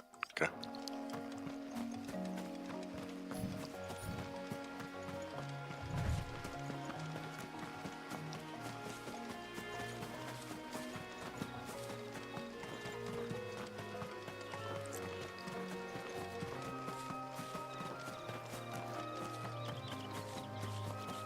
Wait, what?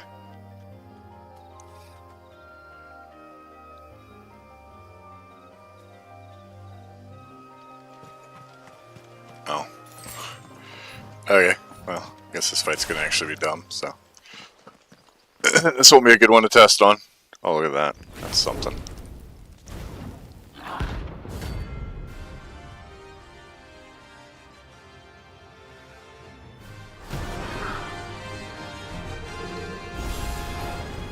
what we have here.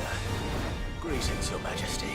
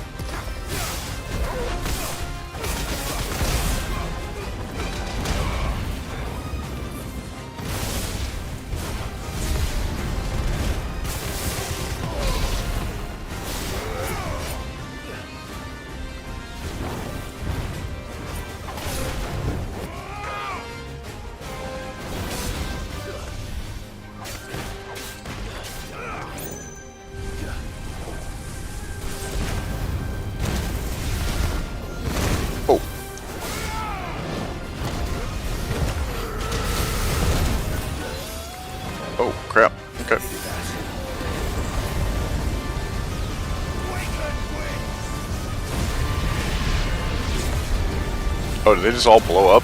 Okay.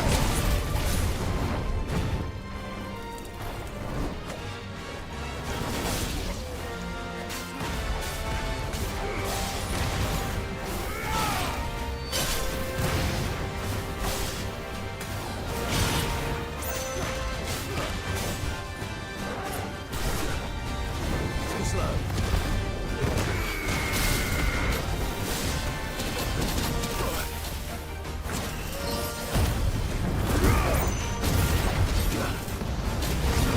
Nice try.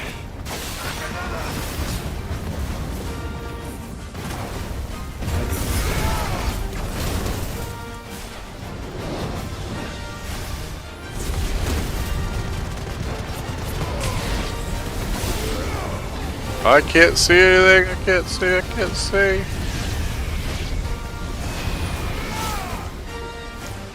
Nice try.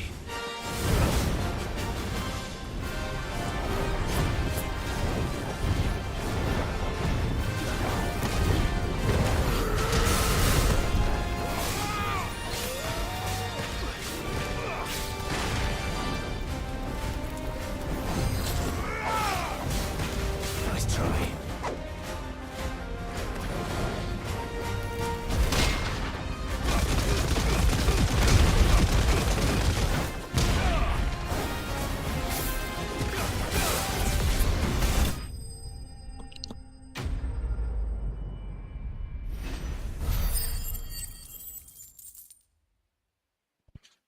There's like a one little hard bump circle right here. So I thought maybe it was. Your wood, reign is so over. much. Feel it. Now take a Sorry. look. I'm so tired. This looks like the stuff. Let's see if there's anything more. I don't know. I just put my pants on. I'm like, was that hard?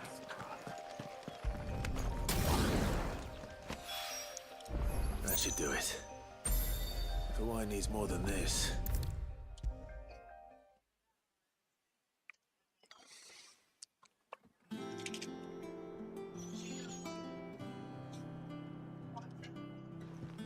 All right there, Sid? How's that hunt for the bomb ash going? I have it here.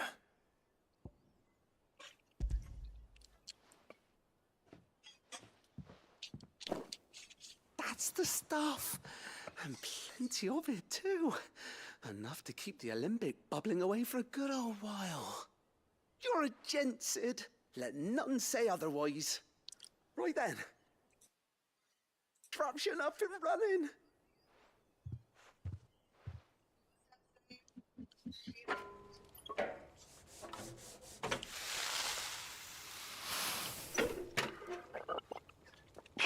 Excuse me. There we have it. The Telemon Alembic. And it works just like the chief said it would. Very impressive. Says the man who cut down a burning boulder. Speaking of which, I still haven't returned the favor. There's no need. The good it will do for the hideaway is reward enough.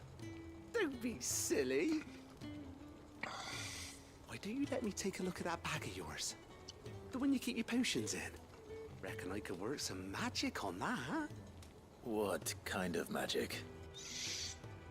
Well, we happen to have isolated a substance in our test run of the Alembic that I reckon will make even the toughest lever supple as anything.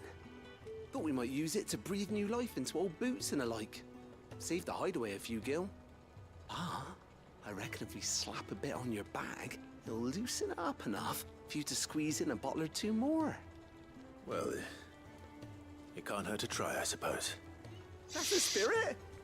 Leave it with me. I'll only be a mo.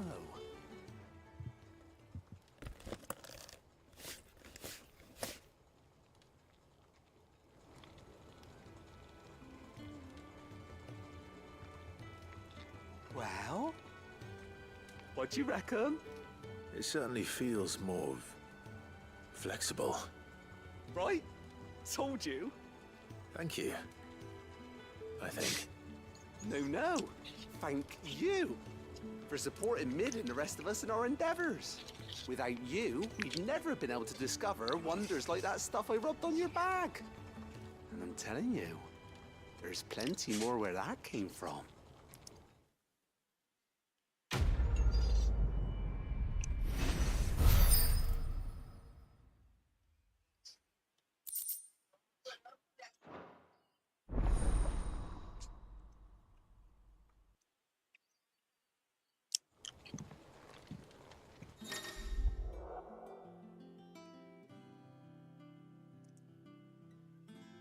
Hereby increasing your capacity.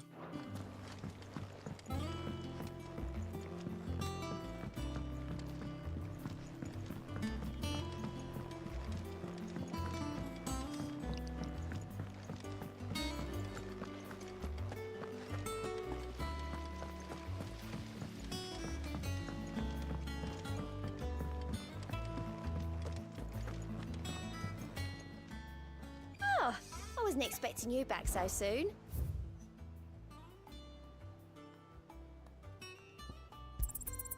All yours. Here you are.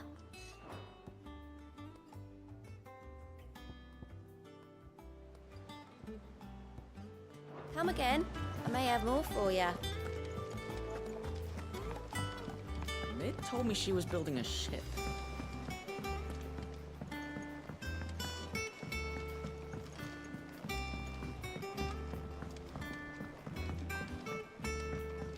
I realize there's only one full pack left, so I'll let you have that for the And morning. what can I do for you? Go on then. That worked. I don't want to go out in this. Yep, it might melt. Huh? Yep, it might melt. I'm so sweet. I'm glad you want to pack my melt so that I might float away in a bottle. I can do that. You'll not find a better price than that. You're rubbing me blind, you know. Is that all? What do you need? So, what'll it be?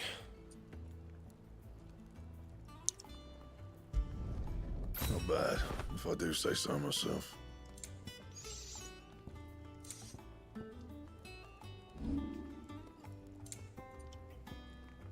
And?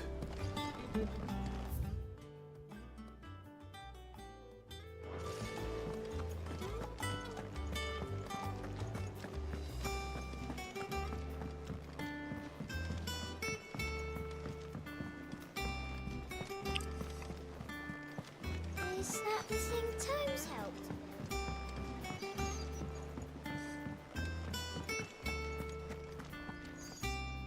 All right, Clive. Asterix. Mid finished sending half the hideaway traipsing across the twins, has she? I swear, that girl would do anything to put off visiting her old dad's grave. No excuses now, though, eh? Not quite. She said there was one final thing she had to take care of.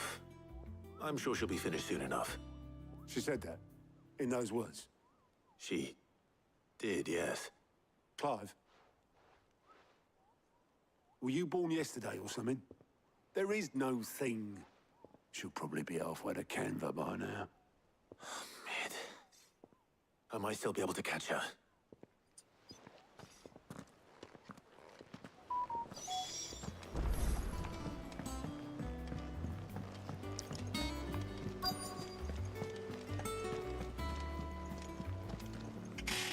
Obelith, have you seen Mid? Yep. In a boat, going that way. Then I'm too late. You in a hurry and all, are you? Oh, I offered to take her across, but she wouldn't wait. Just paid for a dinghy and rowed off. Oars going like the clappers. Got some life in her, ain't she? But anyway, I was on my way up to see you, as it happens. Got a letter for you. Urgent, by the sound of it. One of your uncle's men said I was to hand it to you in person, post-bleeding haste. And you're here now. Thank you, Obelith. Don't mention it. What tidings, Uncle?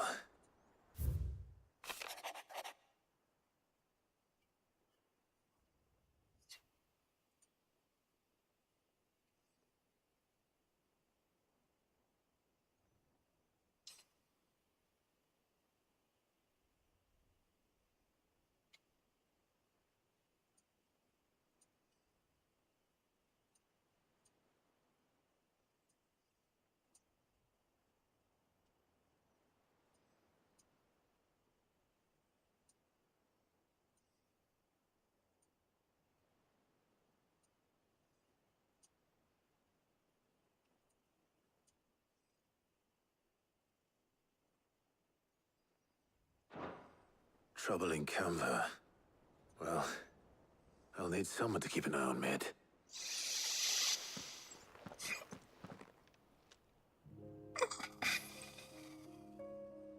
So what? Mid got us to do all the dirty work and then just sailed off into the sunset? It, seems that way. Well, nothing we can do about it now. But next time you plan on visiting Sid, you might want to tie her to something before you suggest it. Ah, don't be so hard on her. Gotta admit, the dirty work was kind of fun. Everyone pitching in, all that bollocks. Just like when we built this place. You're right. Anyway, we all set to head to the old hideaway. I could do with getting to Canva pretty sharpish.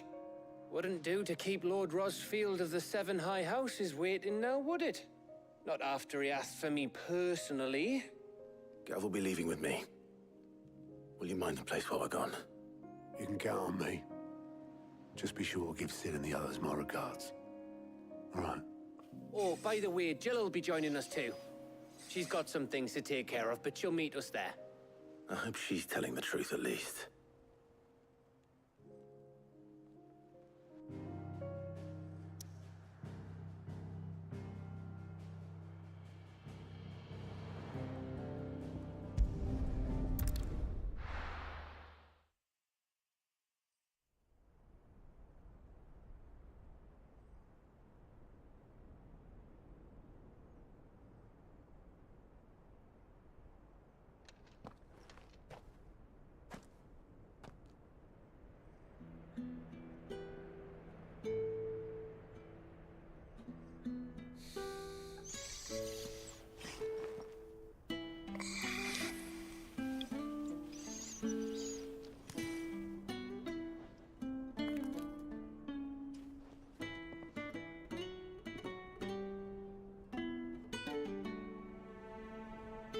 Well, Sid,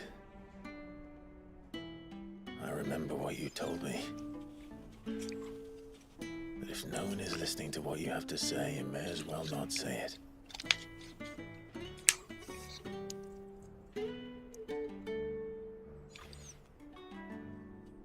But I will say this, old friend. Hugo Cooker is gone. His shadow looms over us no longer.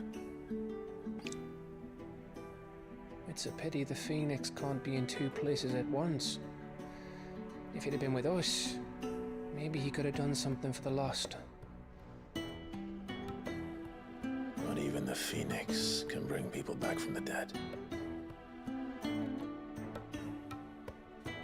Life has a beginning and an end.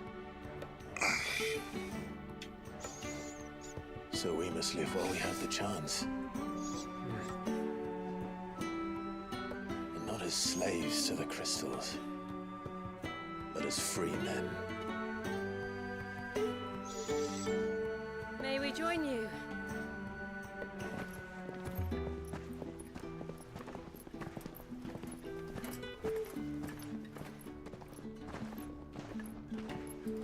Lady Karen, what a pleasant surprise.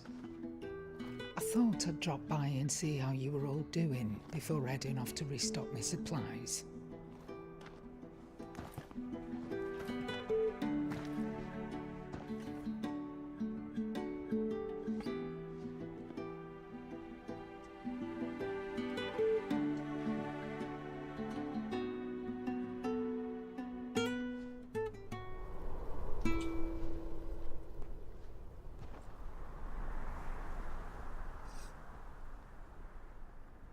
wasn't the most scenic view back then, but it were never as bad as this. I know. The Blight marches on. And soon, there will be no escaping sights like these.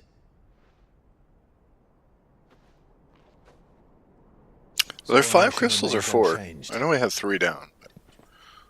We cannot stop until every mother crystal is gone, and their thirst for ether with them. The only one that remains in Storm is Drake's tail in the Crystalline Dominion. Our next target. We're going to Twinside. It's the capital of the Empire these days. I wouldn't like to think how tightly guarded they've got the place. Not that that'll stop you, but we do well to scout it out before you go charging in. We would indeed. If you're off to the Dominion, you can take this great lump with you. Goods. Oh, I am sorry. Have you forgotten you're the most wanted man in the Twins? I thought you might like to disguise yourselves as the attendants of a travelling trader, assuming you've no better ideas. You wanted to buy yourself some tools, didn't you? Well, now's your chance. You're letting me go with them? Oh, thanks, Nan. Stop that! You'll break me bones, you great galoot.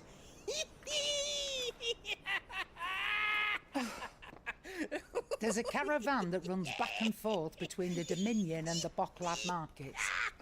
It's managed by the Merchants Guild. Just show them Goots' traders pass and you'll be on your way. It'll be a damn sight less risky than footing it the length of the Crystal Road. That's for sure. Thank you, Karen. And glad to have you with us, Goots. Okay then. I'll get me things and I'll meet yous there. See yous down in Bocklad. Get off! Me poor fingers! Jill, you're with me. Understood. And Gav? Already on my way, Captain. Be careful. Aren't I always?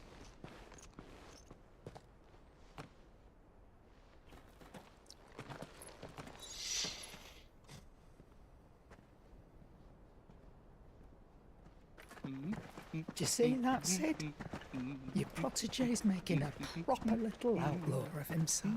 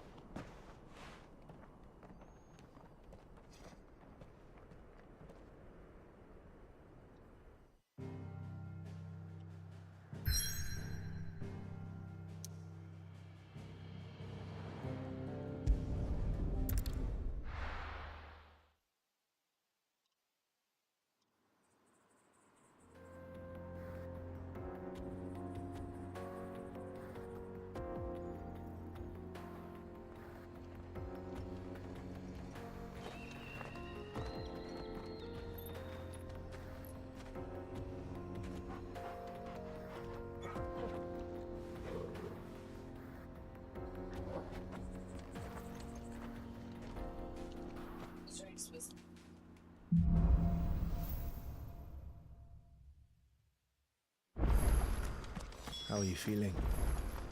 Better. Thanks to Taya. I'm glad to hear it. And Torgal. Help too. The new boy.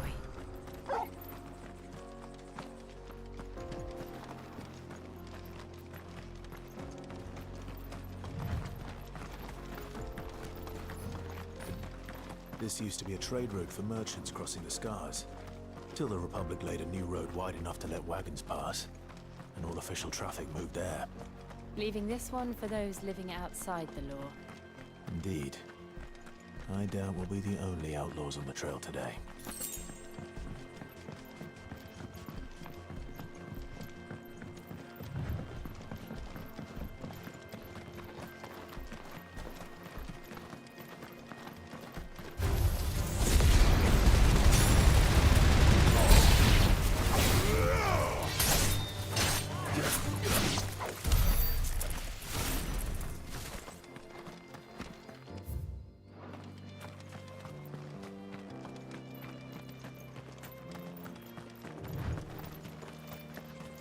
So what do you think?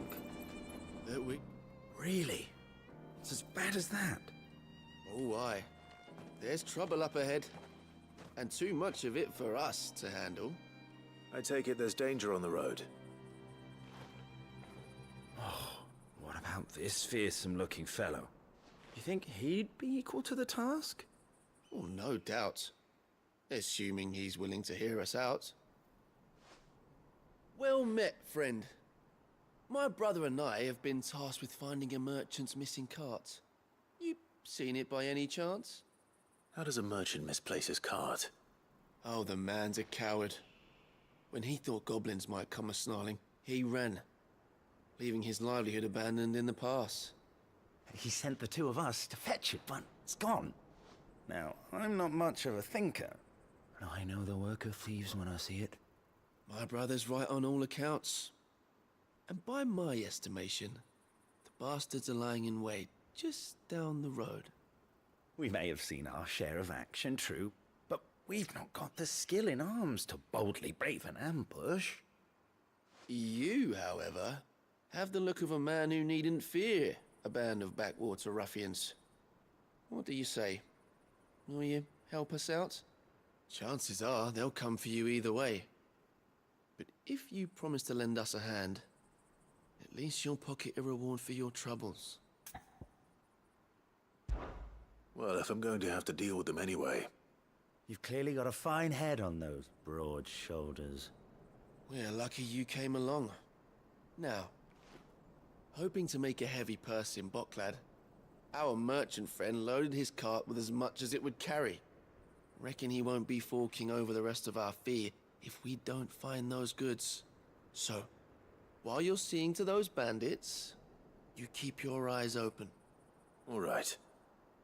Just don't expect me to drag the cart out of there myself. No. You can leave the cart to us. You just put an end to those bandits and point us in the right direction. You do that, we'll take care of the rest.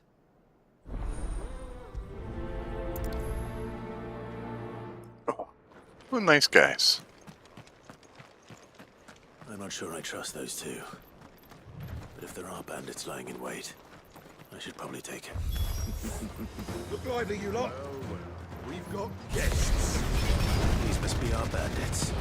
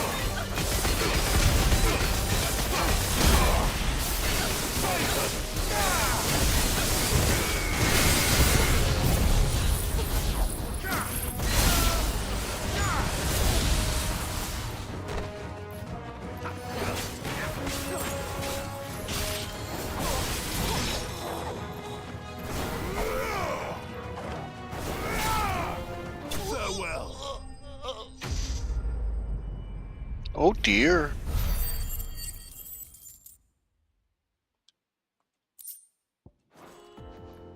That's them dealt with. Now, where's that cart?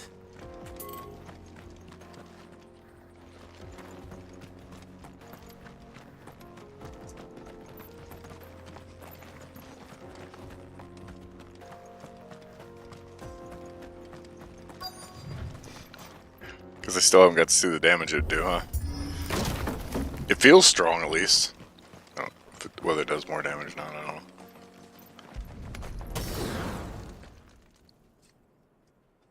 Getting all of this out of here will be a nightmare. Seems we've found ourselves the right man for the job, wouldn't you say? Found the cart and didn't leave a single bastard breathing. Our merchant friend will be delighted. And how exactly will he be getting his goods out of here?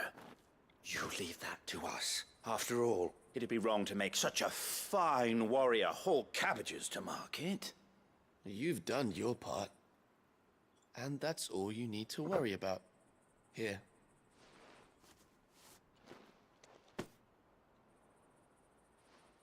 It's been a pleasure. Now piss off. There's no need to be so rude, brother. What if we want his help again next time?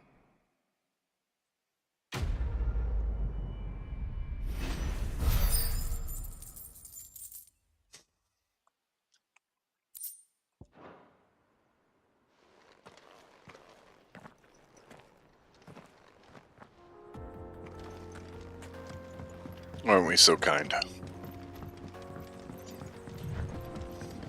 I see the Dalmex lag behind Rosaria when it comes to bridge building.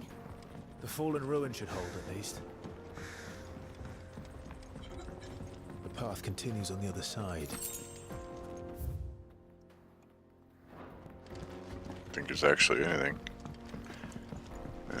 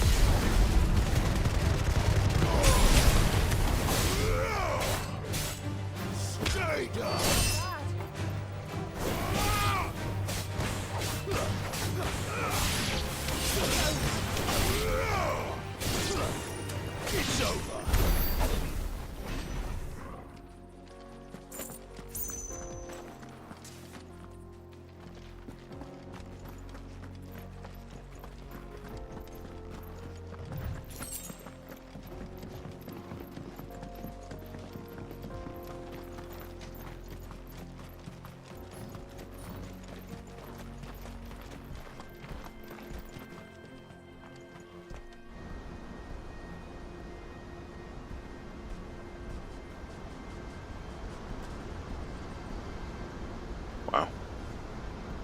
It's like Niagara Falls.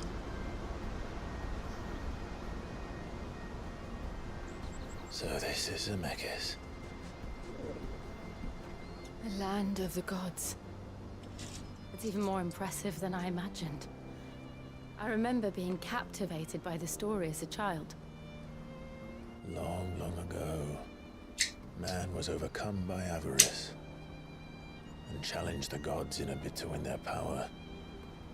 The final battle took place here, at these falls. Or so the legend goes.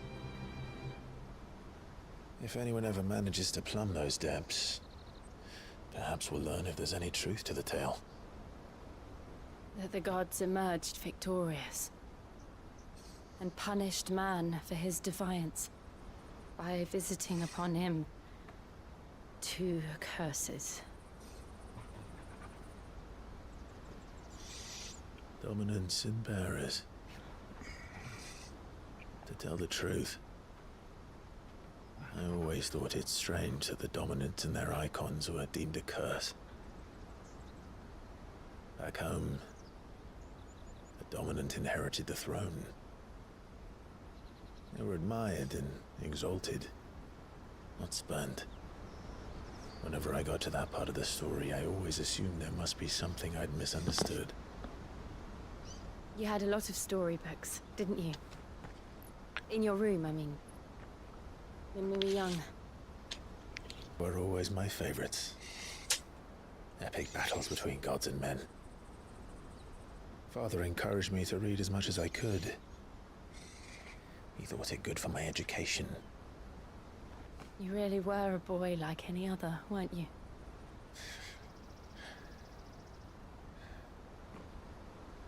Just look at this place. It's enough to make you believe the legends are true.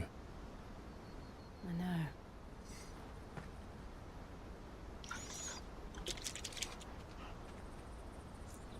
We're not far from Boklad.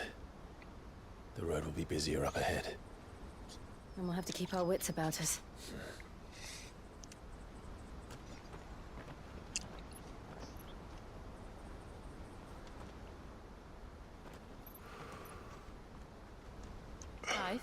It's doing well. How you doing, Byron? Wrong? Nothing. Oh, It's nothing. I'm really liking it. It's up there on my favorite list.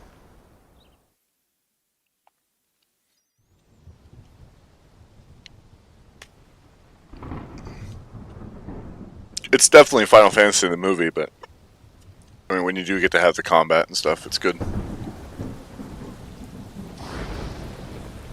I see the reports are true, Father.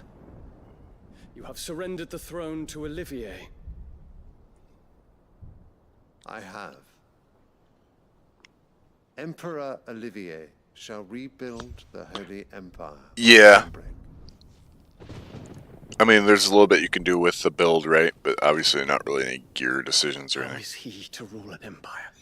He is but a boy. I shall advise him until he comes of age. Father, please. Or for as long as I am able. The empire we seek to build needs young blood to rule it. And I can think of none better suited to the task. Exactly.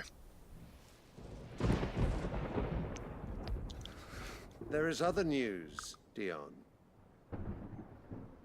Hugo Kupka is dead, and Drake's Fang destroyed. The pillars of the Yeah, it started out you got like quite a bit of gear, and then all of a sudden it was like no gear, really nothing. The Imperial banner shall fly A weapon over here and there every now. city in storm. And then Valisthea. All shall bow before their emperor. Father, these are the words of a tyrant. They are the words of a god. The emperor whom I gladly serve. Great Greeker, made flesh.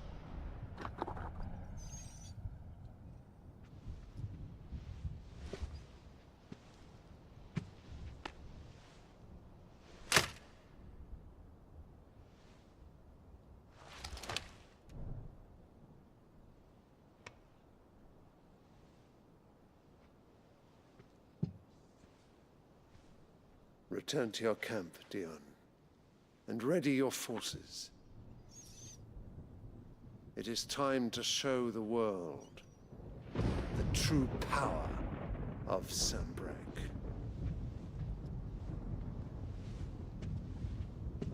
Father.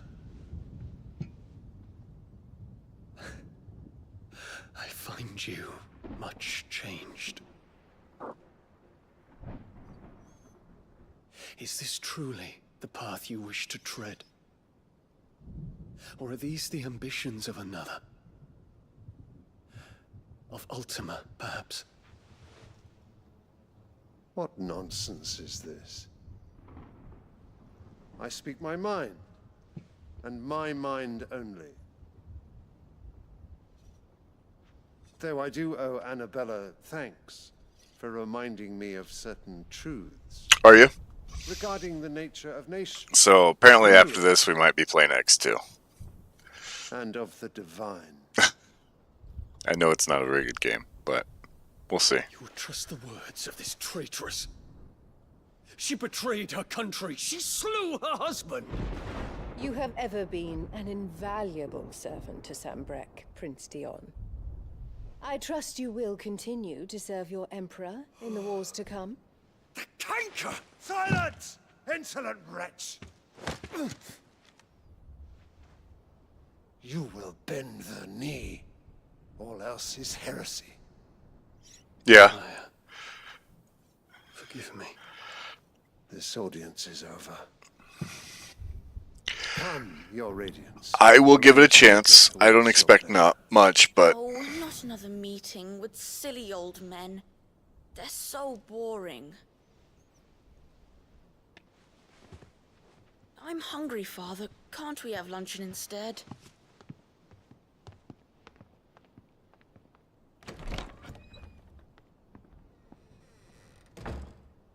Does it pain you that you will not inherit your father's throne? I have suffered worse.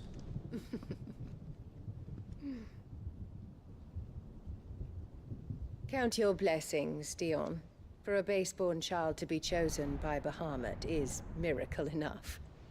You have risen high on his wings, but you shall rise no higher, lest your impure blood stain the throne.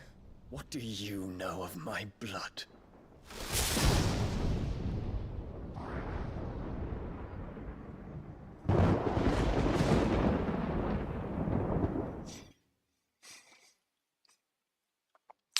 I was trying to figure out why she was such a jerk, and it kind of hinted at Ultimate controlling her.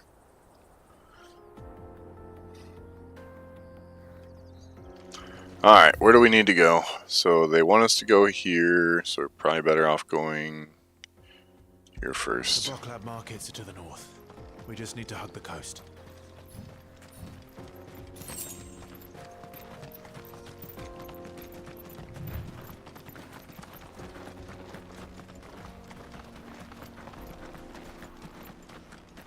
Infiltrating the Dominion won't be easy with the Imperials on high alert. No. His Radiance has lost one capital already. We can be sure Sylvester will do everything in his power to hold on to Twinside. His troops are well trained and increasingly battle-hardened. But it's not as if we can wait for the siege to end.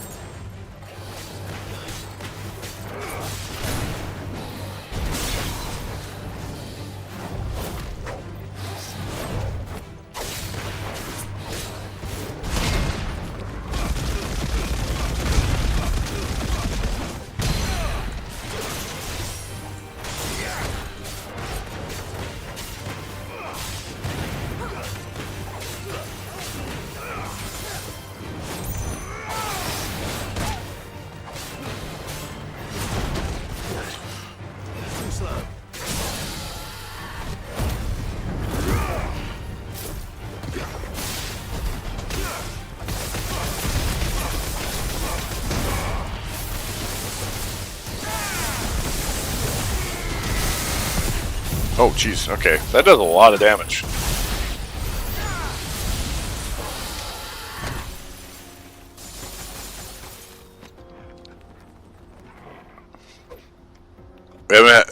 I messed with my build because I had like 8,000 points, so I was like, you know, maybe we'll try something else.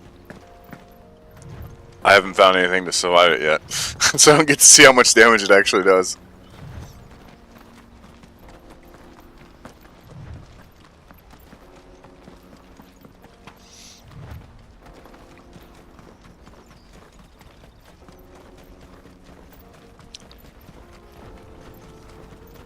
They've closed the road to Randalar. If the siege breaks, I'm guessing somewhere in like the 75k range, but I'm not sure. If you haven't got a Oh, hey Raw Dog, what's up, man? please. It's internet celebrity check-in. Okay. Hey man, I hope you're doing well.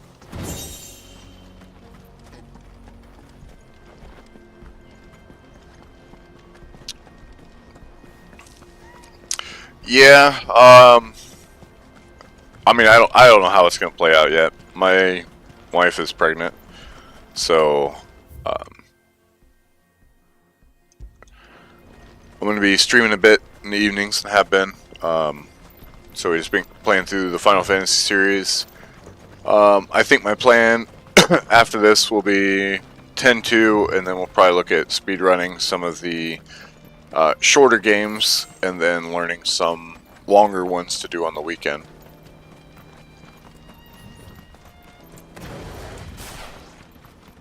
And then we'll see how viewership looks like, and then basically go from there. But hey, it's good to see you.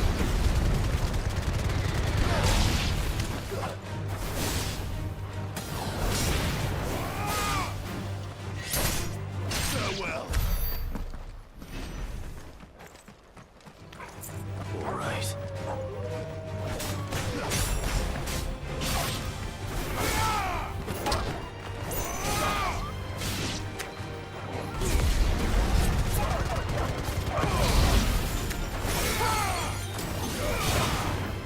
Thanks.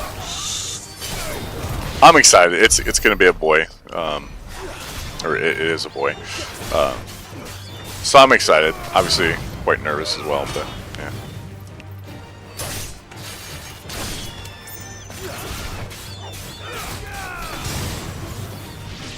So I will have 2 sons and 3 daughters. And I'm done. I'm done. No more. I'm gonna be 60 when he is 18. So it's time for me to retire in that regard. Oh, I missed one. All right.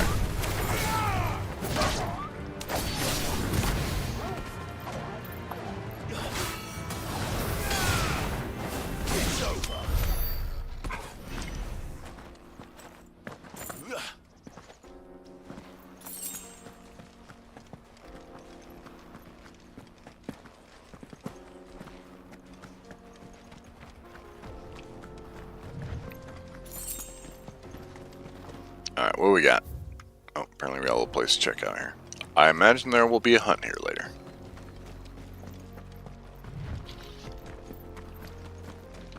Or at least a quest.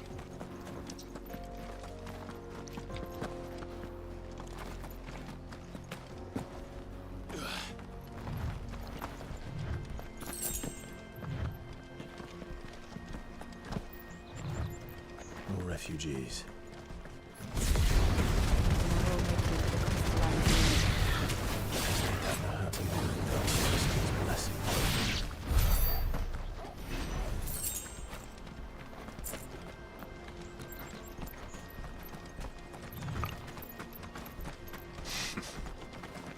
Careful.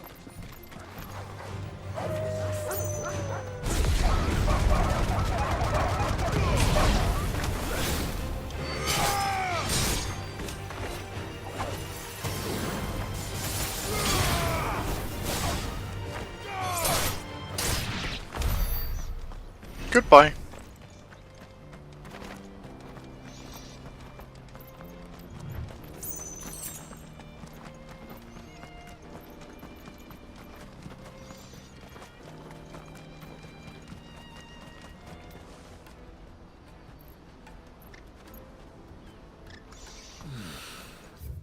Okay. There are no crystals here. This is where we're supposed to meet Goots, isn't it? That's right. He said he'd wait for us here after replenishing his supplies. I dare say he'll have finished by now. Porter for hire.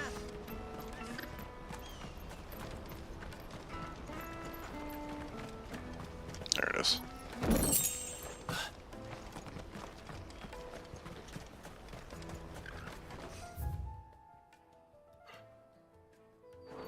This is everything.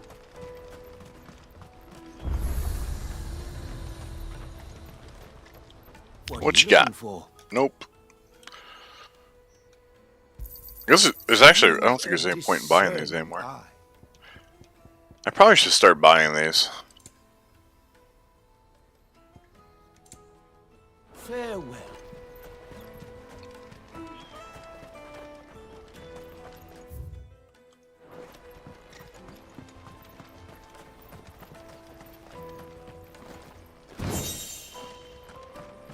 Wait, did I just get one out of the box? It'd be kind of humorous. I hear the brothers found another victim. I believe it, all right. What's that? Oh, the brothers. That must have been who we did that side quest for. If only our rivals had brought any coin with them.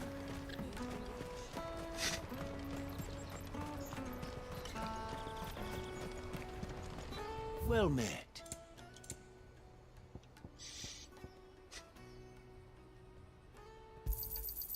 Many thanks. Farewell. Out of my sight, wretch. I've no use for a branded who can't even fill my cup. Wow. It's not very nice. Not very nice at all. Wonders from across the water. Come one, come all. Feast your eyes. Good sir, can I interest you in...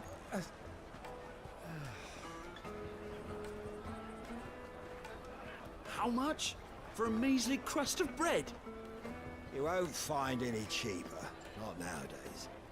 But you're more than welcome to look.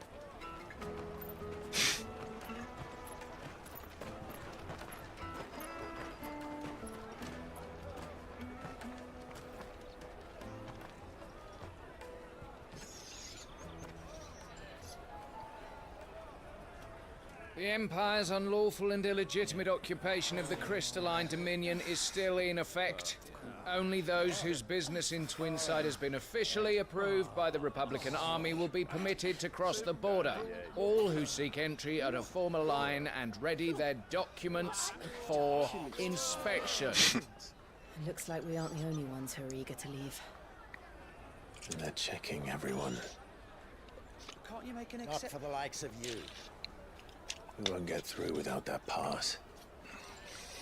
Let's go and find Good, shall we?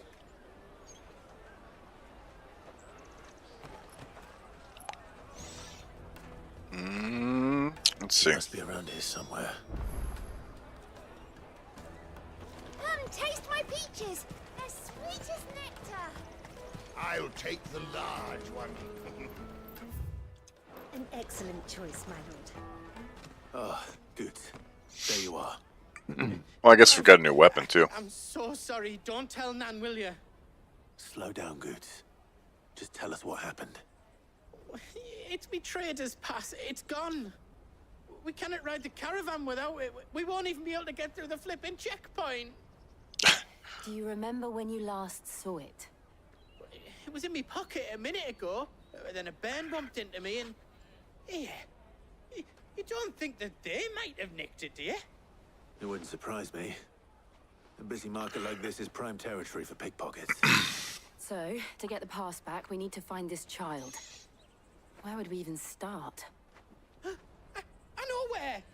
I've got a pal in Bocklad who might be able to help us. No one knows more about what goes on round here than she does. Where do we find her? She's the owner of the Crimson Caravans. Dang, is it really almost 11 o'clock? Mine's got a red chocobo on it. No time like the present. You two go on ahead.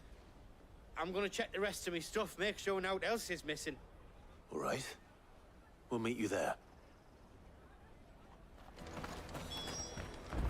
Let's keep an eye out for this red chocobo, then. And the other on our purses. Next to the checkpoint.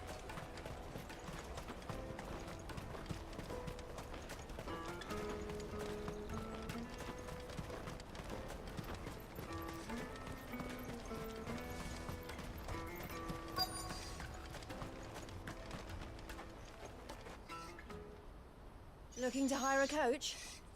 It's 10 million for a two-birder to the Crystalline Dominion. Take it or leave it. Oh, we're not here for that. Then I bid you good day. Oh, wait! Just don't go, El. He's me mate.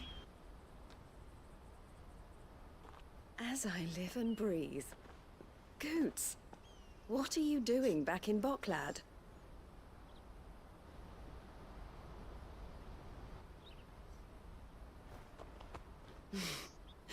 I gather Lady Karen didn't send you.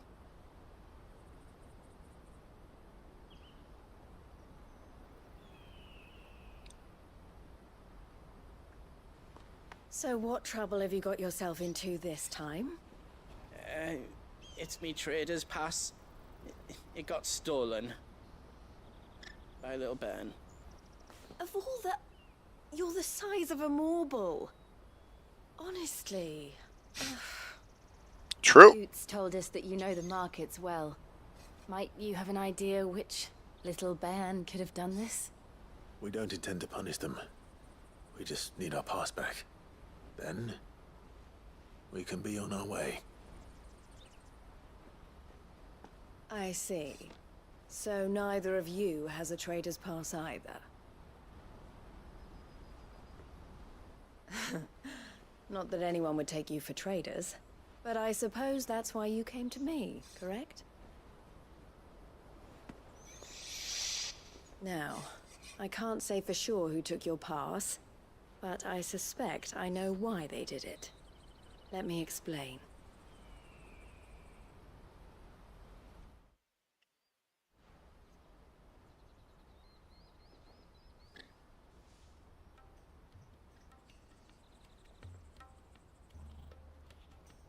Ever since the Fist marched on the Dominion, the Republic has been clamping down on any commerce that might aid the Empire more than it does us. Which means traders' passes have gone from being merely a way of easing one's progress to being essential if one wishes to cross the border at all. And with demand outstripping supply, they've become a precious commodity, leading some to seek to acquire them by less than legitimate means. So the children are stealing passes to sell on the black market? Yes and no. Passes are inscribed with the names of their owners, and yet none of the victims' names have appeared on the register of those passing through the checkpoint. Which means? That someone is doctoring the stolen passes. The same someone who is encouraging the children to steal them. And the same someone who has Goots's pass, no doubt. Whoever they are, they're ruining the livelihoods of honest merchants, which is why we've decided to take a stand. Will you stand with us? Sure. You want to get your pass back, and we want to ensure that no more are stolen. Catch whoever's behind it all, and 2 birds shall be slain with a single stone. Is there any other way of getting to the Crystalline Dominion, Goots? They won't let you in if you're not with the caravan. It's that, I don't know, try swimming across the strait. But the guards will definitely spot you if you try and do that. Like, we don't want to get spotted, right? So either we find the people who took the pass, or give up all hope of entering the Dominion. All right. We'll help. Thank you kindly. But I don't know your name. Eloise at your service. Clive. A pleasure doing business with you, Clive.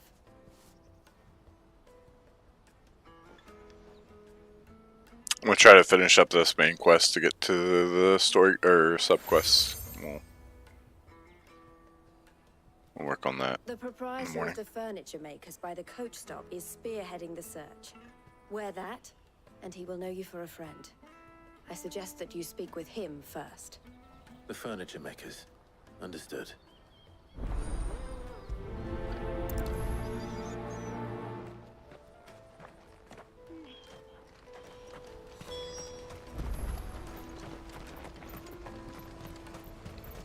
Out of my sight, wretch! Rude.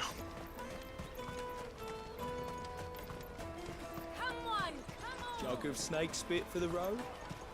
The caravan stops next to the check-in. Trader's pass? Are you the furniture maker? Looking for something in particular? Ah, Eloise collared you too, eh? Then I expect you want to know more. She told me you were leading the hunt for the pickpockets. What have you learned? For one, that they're targeting the traders carrying the biggest packs. Harder to watch your back, see? And less chance of the mark giving chase if they're spotted. Not that they'd be likely to catch them. Those imps know every inch of this warren like the backs of their hands. Their eyes must have lit up when they saw Goots. The fishmonger round by the gate's been trying to track down the children involved. You should go and have a word with her. Thank you. We will.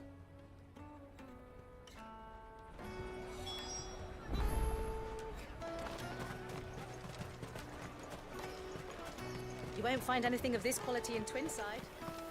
You should come with me to the Dominion. Fish for sale! Fresh sorted and smoked! Can I interest you in... Ah, sorry. Message from Eloise, is it? She's asked me to help her. To help you find the pickpockets. Is that so? Suppose I better tell you what I know, then. For one, this isn't a family operation. All the traders say the children who stole their passes were dirty, dressed in rags. Street urchins, by the sound of it. We get a lot around here. Orphans from the wars. A few, perhaps. You saw the refugees gathered by the entranceway? They're all looking for a new start in the Dominion and beyond. Some of them take it as an opportunity to rid themselves of unwanted baggage. Sheesh. The shame of it. Whoever's behind this would have to have made themselves known to the children at some point. And so should we.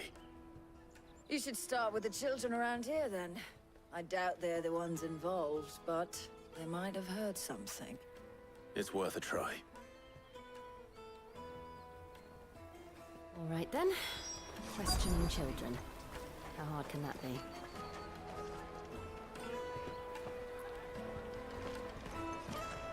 Come, taste my peaches! They're sweet as nectar! Excuse me. Do you mind if I ask you something? Can't stop you.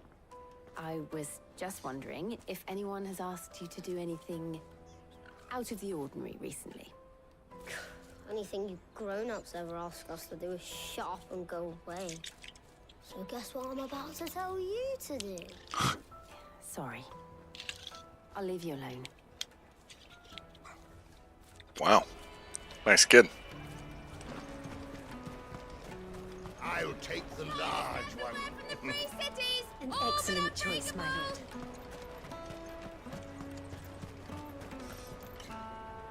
Do you have a moment? What do you want? What I want is to know who's asking children like you to pick pockets. I don't know. Nobody's asked me. What's picking pockets? Do you get paid for it? No, you get in trouble for it. So if they come calling, you know what to tell them.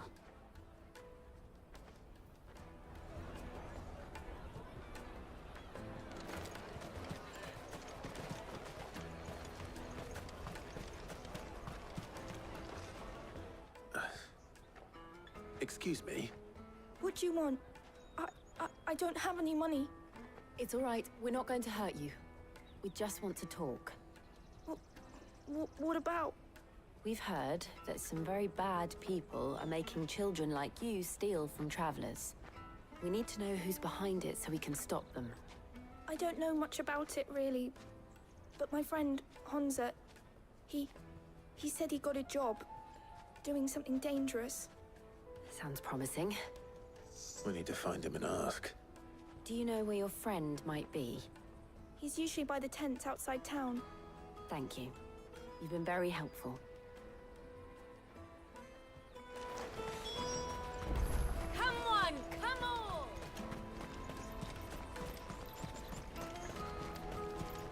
Peaches and pears. A lot of running around on this quest. Let me carry your goods.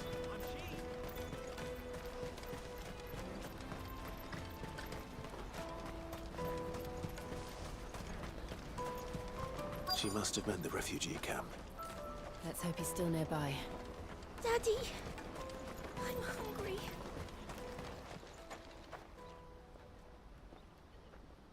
That big fat donkey was easy pickings. He wouldn't have noticed if we'd robbed his boots off him. Yeah. Wish we hadn't handed over the pass, though. Could use one of those things to get out of this dump. Chance to be a fine thing. The moment they found out, they'd string us up by our guts. Would they now? Perhaps you'd like to introduce us to these charming characters. Shit, we're in trouble now. What do we do? You two get caught if you want. I'm off. Hunter, where are you going? So that was Hunter, eh? Jill, you watch these two. I'm going after him. All right.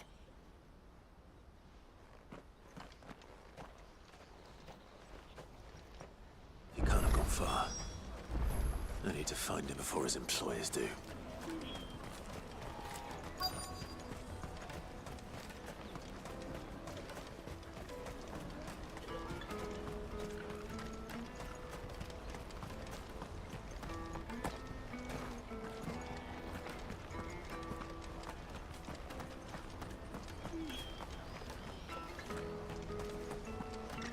There he is. Oh, shit. Cornered. It's all right, Hunter. I'm not going to hurt you. I just want to ask you some questions. Fine. Not like I've got a choice. I'm looking for the people who are making you steal for them. Who are they? Call themselves the Carstones. They said they'd give me good gill if I did what they told me. I knew they were bad, but bread doesn't come for free. Didn't come at all half the time, before I started buzzing for them. You know, if I didn't do it, they'd just pick on someone else. Someone they could push around easier. Honza. You found him then? Jill. Where are the other two? Eloise is watching over them. She sent Goots and I to look for you. You're... him! I haven't got your pass anymore, if that's what you're after. I gave it to the Carstones. Whatever you do to me, I can't get it back. Not that I go against them anyway.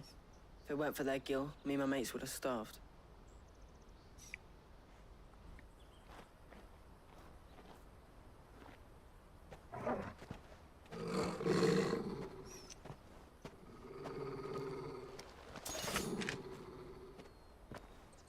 Cowards.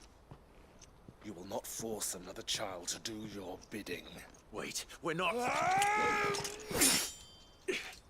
Don't hurt him.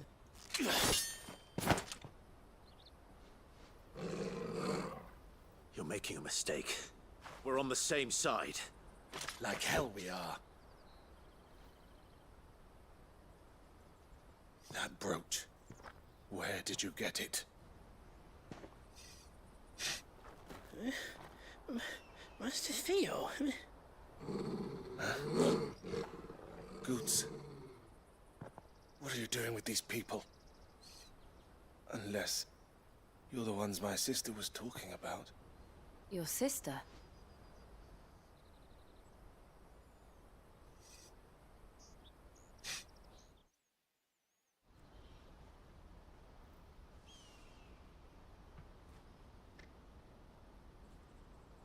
Eloise didn't tell us she had a brother.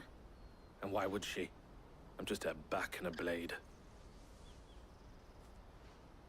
Theodore, at your service. Sorry about before. Theodore, what do you know of the cast stones? Vultures who have made Boklad their hunting ground. They prey on the desperate, stealing from those with gil and bullying those without it into joining their flock. I'd been looking into their activities in hope of sparing the refugees any further hardship. But it seems they've already stooped even lower than I'd feared. Honza's a good lad. Don't blame him for what they've made him do. If he and his friends hadn't agreed to work for the stones, some other poor souls would have. On pain of death, most likely. Clive, was it? And my sisters asked you to help put an end to the pickpocketing. Then we all want the same thing.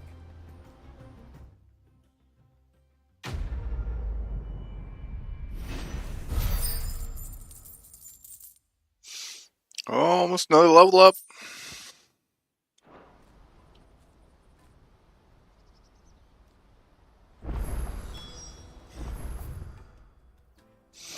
Alright, let's go ahead and call it there. I need to get some sleep. We'll be on in the morning. Just looking at it, we have a few side quests to do. There's not much left of this little quest before side quests. I think there's like 3 or 4 side quests we can do. So probably do that in the morning. I do have something we're doing in the evening, but it won't take very long, probably 30 minutes or so. So anyways, thank you guys so much. Appreciate you. Hope you have a wonderful day, night, morning.